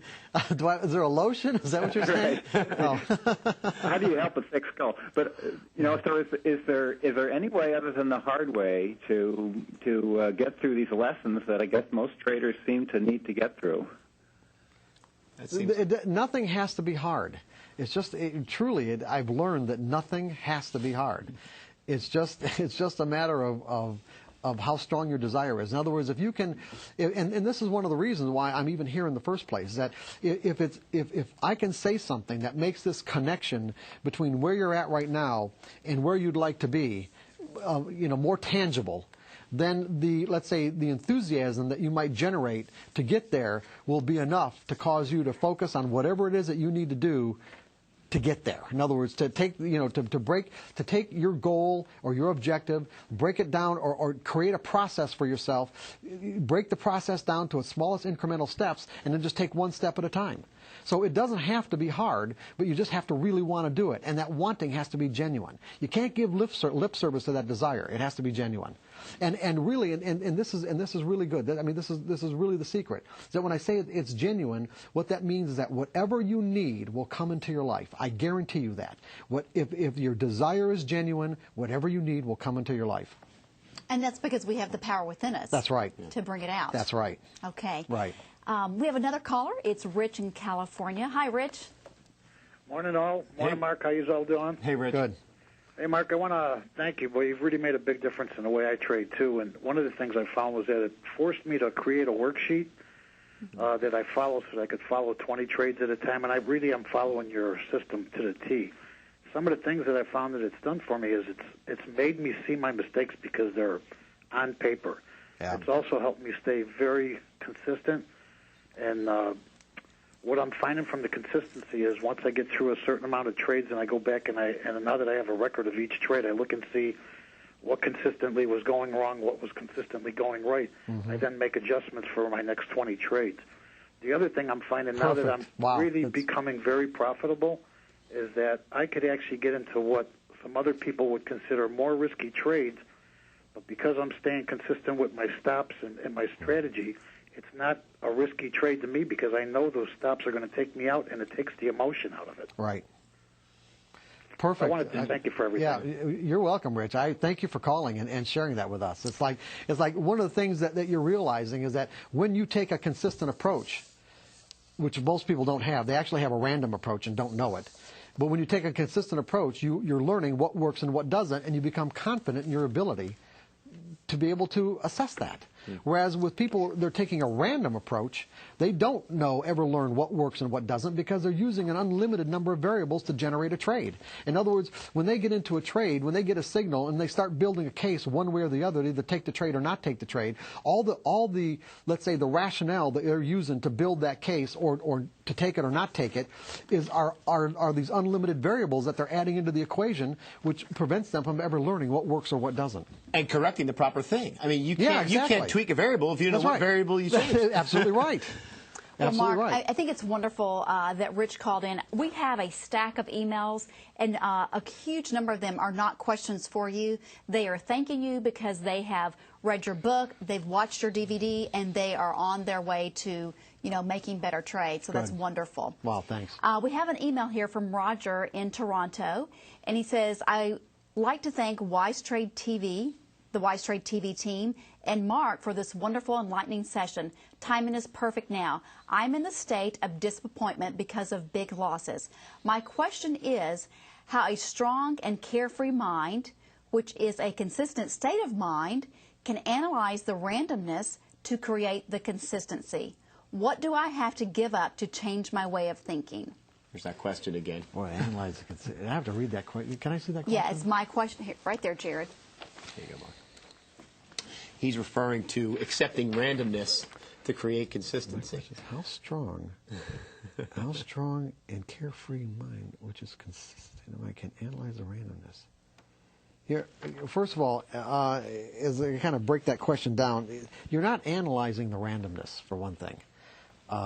You're not analyzing at all. What you're doing is you're buying or developing a methodology that just finds patterns in collective human behavior. So the idea that you have to analyze anything is probably where the problem is. You're not analyzing randomness. All you're doing is accepting. You're accepting the fact that the outcome to the pattern is random. And that's probably the best I could do without talking to him personally. Having faith in your tool is what he's saying. The market is a random event. The tool gives you edge. Accepting that you don't have, just like Doug's example, you may be a software engineer who worked for Apple for many years, and you may feel that Apple, in this particular situation, because of the way that I feel about it, because of my experience, therefore Apple is bound to work out. You have to realize it's totally random, and each individual event that takes place is random, and that specific event in that moment in time is not any special than the one before it. Absolutely. Absolutely. To give you here, can I elaborate on that just a minute? Sure. You were down on the floor, okay? And when I was in Chicago doing consulting work, I had a lot of floor trader clients and friends. You love those guys, didn't you? Yeah, oh, absolutely. We had a good time. Quite a world. It's changed a lot now. But anyway, it's like so I would be trading from a monitor. And I traded support and resistance, and all support is that it's a previous swing high or swing support a swing low, and it's resistance a swing high, where when you look at when you look at what happened, it's like when the market stops at a particular price, it means there wasn't anybody in the world at that point that was willing to bid it one tick higher or offer it on a low one tick lower. Now, when it reaches that point again, you have to ask yourself, is there enough momentum here? Is there enough conviction in the market for someone to actually bid it past that price? And and that's the kind of assessment that, let's say, that you make when you're trading from a subjective point of view, not a what I call a mechanical point of view when you're learning how to think in probabilities. But just to make the example, is that when the market would come up to resistance or down to support, basically all you're looking for is pretty much the same people that supported the price the last time, or chances are they're going to come back in the market because they made money the last time. Right. They bought, they absorbed all the sell orders with enough conviction to rally the market, and so they made money. Chances are they're going to do it again. You trade it, and chances are doing it, and trade it until it doesn't work anymore. But the point is that because the reason why I understood that is because I actually knew the traders who did it. You see, just like on the floor. You could see them and hear them. Not only did I see it on the charts, but I talked to them later on that day. They were the ones that did it. And there were times, for an example, when I'm thinking, okay, I wonder if so-and-so is going to do this and that. And the trade didn't work, support failed, because guess what? They were at lunch. Right. That's simple, okay? They were at lunch. Very good. Okay, we have an email from Christopher in California. He says, I look at a lot of trades and don't get in. Then I get frustrated because the price that I could have gotten in at would have created a winner for me. This happens all the time, yet I still hesitate to get in. Any recommendations? Well, I don't know if that person should be paper trading at least. I mean, they can't tell me that they can't get in paper trading. I mean, that would be very unusual. I'm not saying it's not impossible, but, you know, right. but at least paper trading, they should be practicing getting in. And then when they're real comfortable with their ability to do this, you know, just if it they trade one share. It's the fear of pulling the trigger. Right. That's a trading error. That's And right. we used the term trading error before. That's a trading error, not getting in. That's right. Absolutely. It's not. Yeah, that's a when trading error. you get your signal, you don't get in. That's right. a trading error. So trade it, paper trade it until you can do it really comfortably, and then if it, you know, and then go to one share. Well, you know, that's something that we talk about at Global Tech. We have clients that get the software, but they forever paper trade. Right. And it's like, come on, just go in, do a trade, you know, buy 10 shares, do anything, Right. just make a real trade and immediately get out of it just so you have the experience of making a real trade. Right. Get your mind over it. It's going to be okay. Yeah. Okay, well, we have another caller on the line. It's Mark in New York. Hello, Mark. Hi, how you doing today? Hey, Mark. Great. Thanks for calling in. What do you have for Mark here? I have a couple of questions and comments for Mark. First of all, I love both your books, Trading in the Zone and The Disciplined Trader. They've helped me tremendously. And what I've done is I'm consistently looking for about 15 pips trading the Forex. Okay. And I've calculated that with 2 lots or 2 mini lots or whatever I'm trading, over a period of 2 months that I could double my account if I do that consistently 4 days a week. Okay. So, and I've been playing with small amounts of money and staying on track with that. So that mental game has really helped me to not just always be looking at the computer 24 hours a day, seeing what's out there. It's looking for one particular trade at a specific time of day. Right. I have a question for you in relation to your background. I have extensive training in NLP and hypnosis and other related fields, and you seem to talk a lot in the same language. Have you studied NLP or hypnosis at all? No, not really. When I first started developing this material back in like I said, 1982, I think NLP was just beginning, and I don't know exactly when it started, but I did look into NLP at the time. But at that time, it wasn't really very evolved like it is, like I'm sure it is now. In that NLP back in the early 80s was used mostly as a kind of mental manipulative technique for salespeople, and it really didn't appeal to me. And when I made up my mind that it didn't appeal to me, I just didn't go back to it ever again. So. And as far as hypnosis is concerned, I mean, I've used self-hypnosis for myself in terms of, you know, making my own self-hypnosis tapes and you know, putting certain affirmations on the tape and listening to it over and over again. But I don't have an educational background in hypnosis, if that's what you're asking. He was swinging this clock in front of it. Was it? Right. Okay, well, really good. Guys, we have an interesting email. This is from Susan in Houston, and she says, "Hi, everybody. You are all so great. My question to Mark is that I have been trading about 7 years. I traded early on and learned a lot of what you're saying by trial and error. I have spent several years learning about the market, thinking I could be perfect and get through this with no pain if I did. I have taught my daughter how to trade, and she's making thousands. I sit here and I have this wall and I don't trade. I want to desperately. I can see all the trades and know what to do. I guess I need courage. Somewhere I went wrong for me. What would you say to me? Thanks in advance." Somewhere you went wrong for me.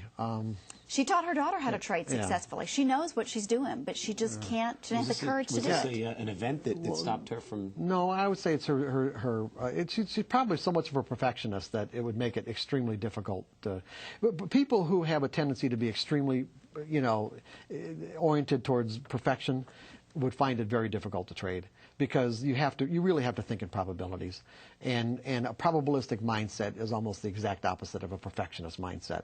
And so what she's going to be looking is that even though she sees the signals and she sees what her daughter does, and her daughter's being successful at it, the fact is... And she taught her daughter. Yeah, and she taught her daughter. The fact is, when you get right down to it, she wants every single trade to work. So maybe accept the fear? No, just accept the fact that it's all right if it doesn't work. Right. That it's all right if it doesn't conform to your expectation, and that's where she has to change. Okay, Susan, I hope that helps. We have Wayne on the line in Maryland. Good morning, Wayne. Hi, how you doing? A really good session. I was just listening to it the last hour and a half, and I just wanted to add something, which I agree with Mark 1,000% on trading psychology. The consistency factor, that you're doing something consistent, and if it goes against you, you have to know that it's normal, like the normal cycles and patterns of a stock. And if you're getting into a good stock that goes against you, you shouldn't really panic because it went down. Like, for instance, what's happening with Apple nowadays, it's going through its normal pattern because it went up so much. And to add to that, what could help some people's ears is by doing other measures, buying a protective put or active trade in other stocks to bring in money while they're watching that. I think, let me actually, I want to ask a question on the heels of your question, Wayne. If normal patterns and cycles, okay, well, first of all, what is normal? But a normal, average trading range of a stock. Mm-hmm. What Wayne's saying is different. I think basically the point that you make is you have to be willing to stop yourself, have a stop loss in place. Mm-hmm. I don't want our traders to think, okay, this is a normal movement for a stock, therefore I'll just let it go down outside of my stop loss, outside of what I thought, because that's normal for the stock itself. In other words, if a stock has a certain volatility factor, and you can't tolerate that volatility factor, you probably shouldn't be trading that stock. Mm-hmm. Right. Does that make sense? Yeah, absolutely. Anything that causes you to let's say experience market information being potentially painful will take you out of an objective state of mind. Now, as long as he's in an objective state of mind and he's making an objective assessments as to what the possibilities are, and he's still looking at it from a perspective of, there's a catastrophic loss. In other words, there's a level at which, no matter what I think, I'm not going to tolerate being in this trade if Apple trades beyond this level.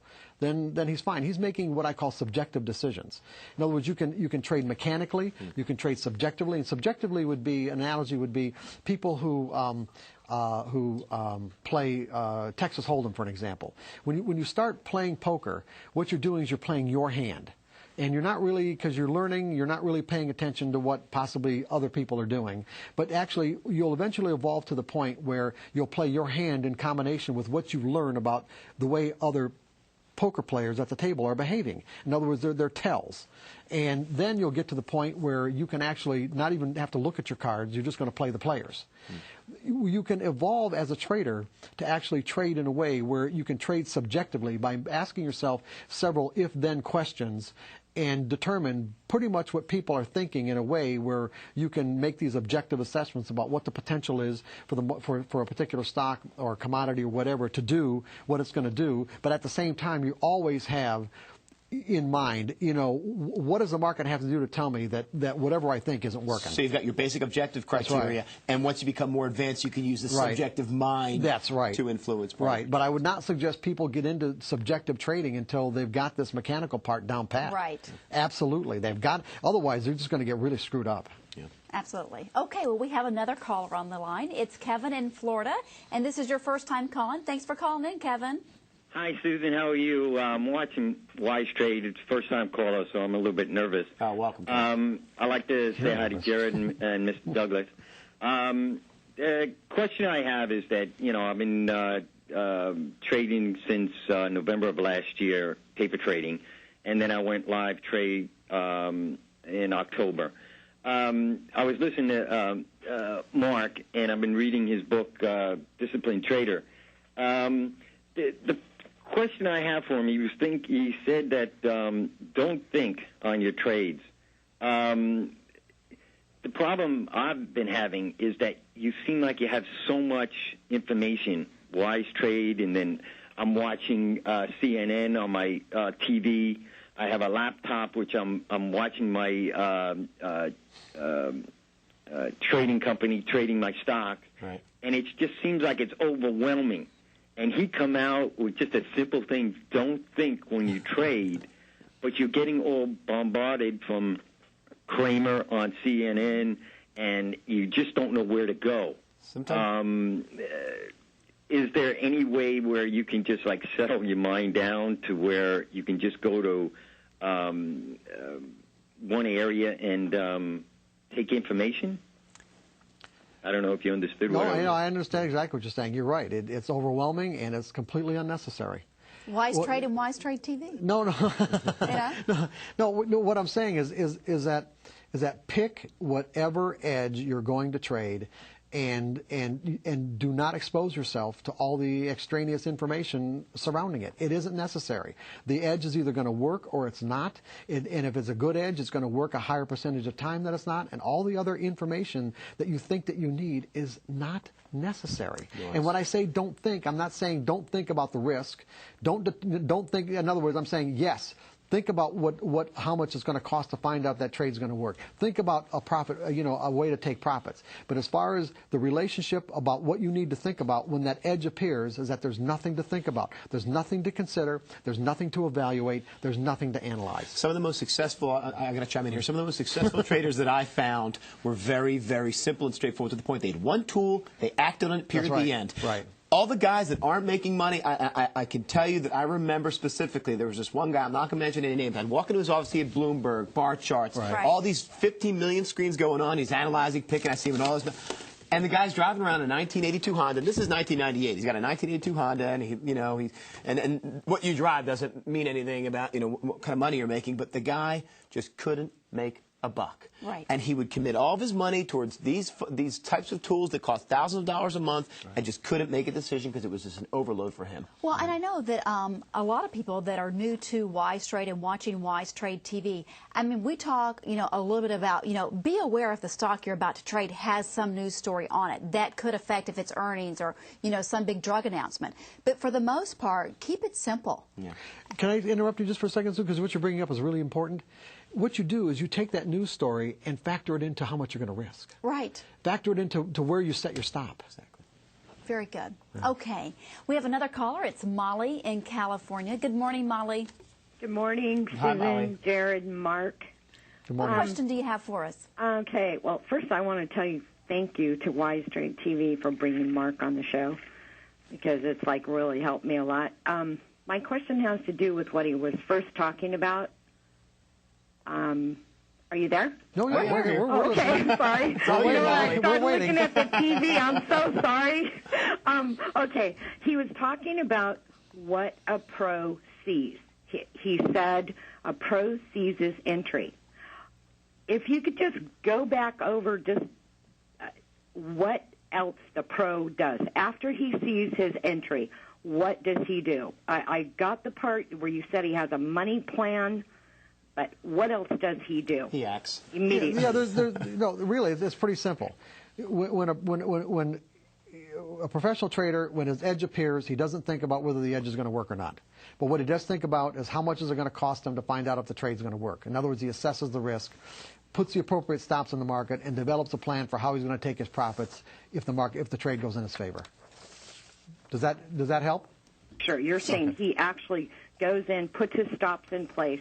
Not all pros put their stops in place, by the way. There are people, for example, I often don't put stops in the market. I just wait for the market to come to my price, and I just get out. I just don't have to put it, because I know I'm not going to violate that principle. That's a personality. That's just well, that's me. In other words, I know there's no possible way I'm going to violate the issue. So sometimes I'll put a stop in the market, sometimes I won't. Oftentimes I don't. It doesn't matter. If I'm sitting at the screen, I won't bother doing it. But you're the disciplined trader. Well, yeah, absolutely. So you can do that. You really are like the disciplined trader. Well, yeah. I mean, literally. Literally, yeah.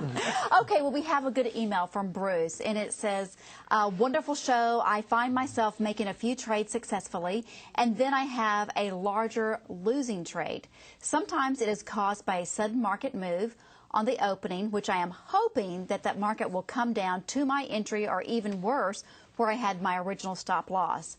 This has been very disappointing over the years. My wife and friends think I'm the most intelligent investor, and yet I've never had a profitable year trading, and I've been trading and trying to learn how to be profitable for over 30 years. Please help, and yes, I'll do anything. Yes, I'll do it. You know what? I'm gonna have to read that. Okay. I'm not sure if I followed all of it, so. One of the tools, or one of the techniques that I recommend, if you've had a series of wins and taking losses, is to take your wins you've had in your paper trading account. Let's just say you're very consistent at making $1. And don't let your losers exceed the maximum that you've been winning. Go ahead, Mark. Okay, first of all, to address this email, I find myself making a few trades successfully, and then I have a larger losing trade. Sometimes it's caused by sudden market move on the opening, which I'm hoping that the market will come down. Okay, now, first of all, there's something we didn't have time to address, and we really don't even have a lot of time to do it now, but I'm going to bring it up. And that's consistency just isn't a function of learning how to think in probabilities. In other words, it isn't learning, to train your mind to understand and believe that there's a random outcome to these consistent patterns. There's also other factors involved, and that's what I call self-sabotaging beliefs, where not everyone, we don't grow up with this unlimited capacity of self-valuation. In other words, how much money am I really worth, and what can end up happening is that there could be a self-valuation issue. So in other words, if we end up making money as trading, we might not feel we deserve the money for some reason, and then make a trading error, which in this case he's saying on the opening, which I then hope the market. Okay, he shouldn't be hoping anything. He should have his risk already predefined and in the market, and the market either conforms to the pattern or not. But the thing is that it isn't just a matter of self-valuation. There are a lot of things we learn when we grow up that are completely inconsistent with or in conflict with making money as a trader. And if we're not aware that these other mental components can come into play, in other words, like for an example, there are traders that I've worked with who have really strong religious beliefs that even though they might not consciously remember when they're in their middle ages, let's say in their middle age, that they were taught that anything that even remotely looks like gambling is bad and evil, okay? Right. And here they're attracted to trading, and then they learned when they were kids that that's making money where you're not providing a service for somebody, okay? In other words, where you're not providing some sort of service. A commodity, yeah, exactly. Where trading is basically, you're going in the market and just making money based on your assessment to determine whether the market is going to go up or down. That money isn't made legitimately, therefore not deserved, and so we are susceptible to making a trading error that gives it back. And so subconsciously. Subconsciously, right. So what we also have to do is we have to learn how to be consistent, learn how to identify when these kind of self-sabotaging beliefs are acting on our consciousness, causing us to compel us to make a trading error. Mm-hmm. And if we're not trading in a consistent manner in the first place, it's almost going to be impossible to recognize this. You see the connection here? It'd be impossible to recognize that it isn't my methodology that's causing me a problem anymore. It's the fact that I'm making these errors because I have these self-sabotaging beliefs. Absolutely. Well, Mark, we just have a few more minutes, and I have to read this one email if you'll allow me. This is from Pip Pip Hooray, Carrie in Canada.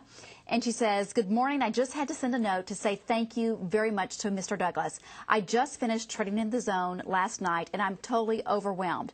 I have learned so much. I am having difficulty putting into words how much I have gained from investing the time to truly study his book. I was challenged in many areas of my life. As Mr. Douglas shared his unique insight, it shined a light on several areas I was struggling with fear.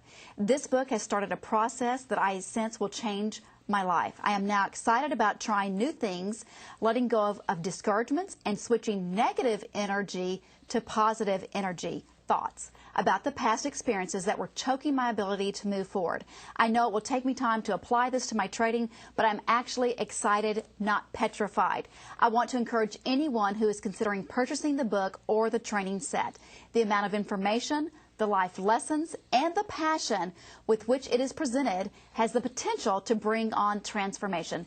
Mr. Douglas, thank you for offering a training that has brought about revelation in my life. God bless you. Thanks for doing this program today. We are so fortunate to you and WTV for providing this valuable training. Pip, pip, hooray. Thank you very much for that email. Yeah. I would like to have a copy of that. You may have this one. Wow, thank you. That's very nice. So, it is really powerful. And, Mark and Jared, you guys have been trading in the deepest of the trading pits, and you know how hard it can be to get your mindset right. Thanks, Susan. Thanks, That's Susan. absolutely Thank you very great. much. Well, guys, Thanks for having me. Again, I know Mark has taught a lot of people the importance of putting their mind over the market. And, guys, that's all the time we have for today. But remember, you can get Mark's DVD training series, How to Think Like a Professional Trader, for the special low price of $895.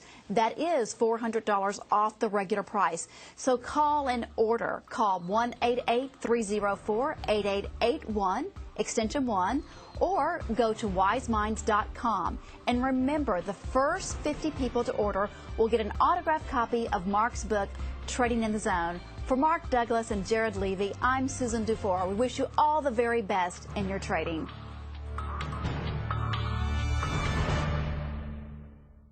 For 12 hours each trading day, Wise Trade TV is your ticket to finding great trading opportunities in all of the markets. Now, every Monday through Thursday, the last hour of Wise Trade TV is devoted to personal investor training. Welcome to Wise Trade University. We'll cover all types of topics from general market knowledge to the hottest trading strategies. Wise Trade University brings the classroom and our top market experts right to you. Tune in Monday through Thursday from 6 to 7 Eastern. Class is now in session.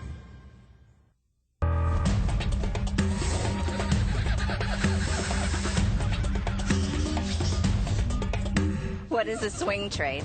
People that you swing and you trade? Sounds to me like somebody swinging on a swing set, trading stuff together. Something you swing on. That's a tray hanging from a tree limb that you could set two kits on and swing them. A swing trade is something you do on Wall Street. Trading swings?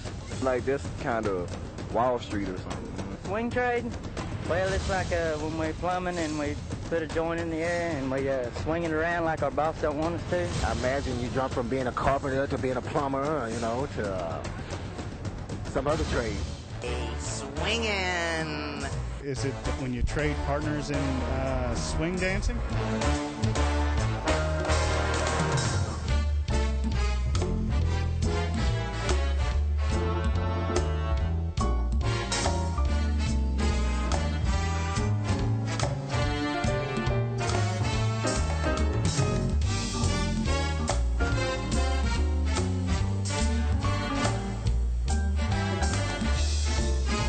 Swing trading has nothing to do with swing dancing or trading partners.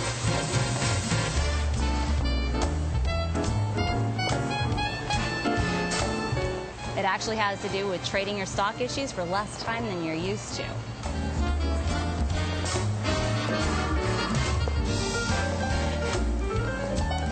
And indeed, you're only going to hang on to that thing for 3 or 4 days. That's it.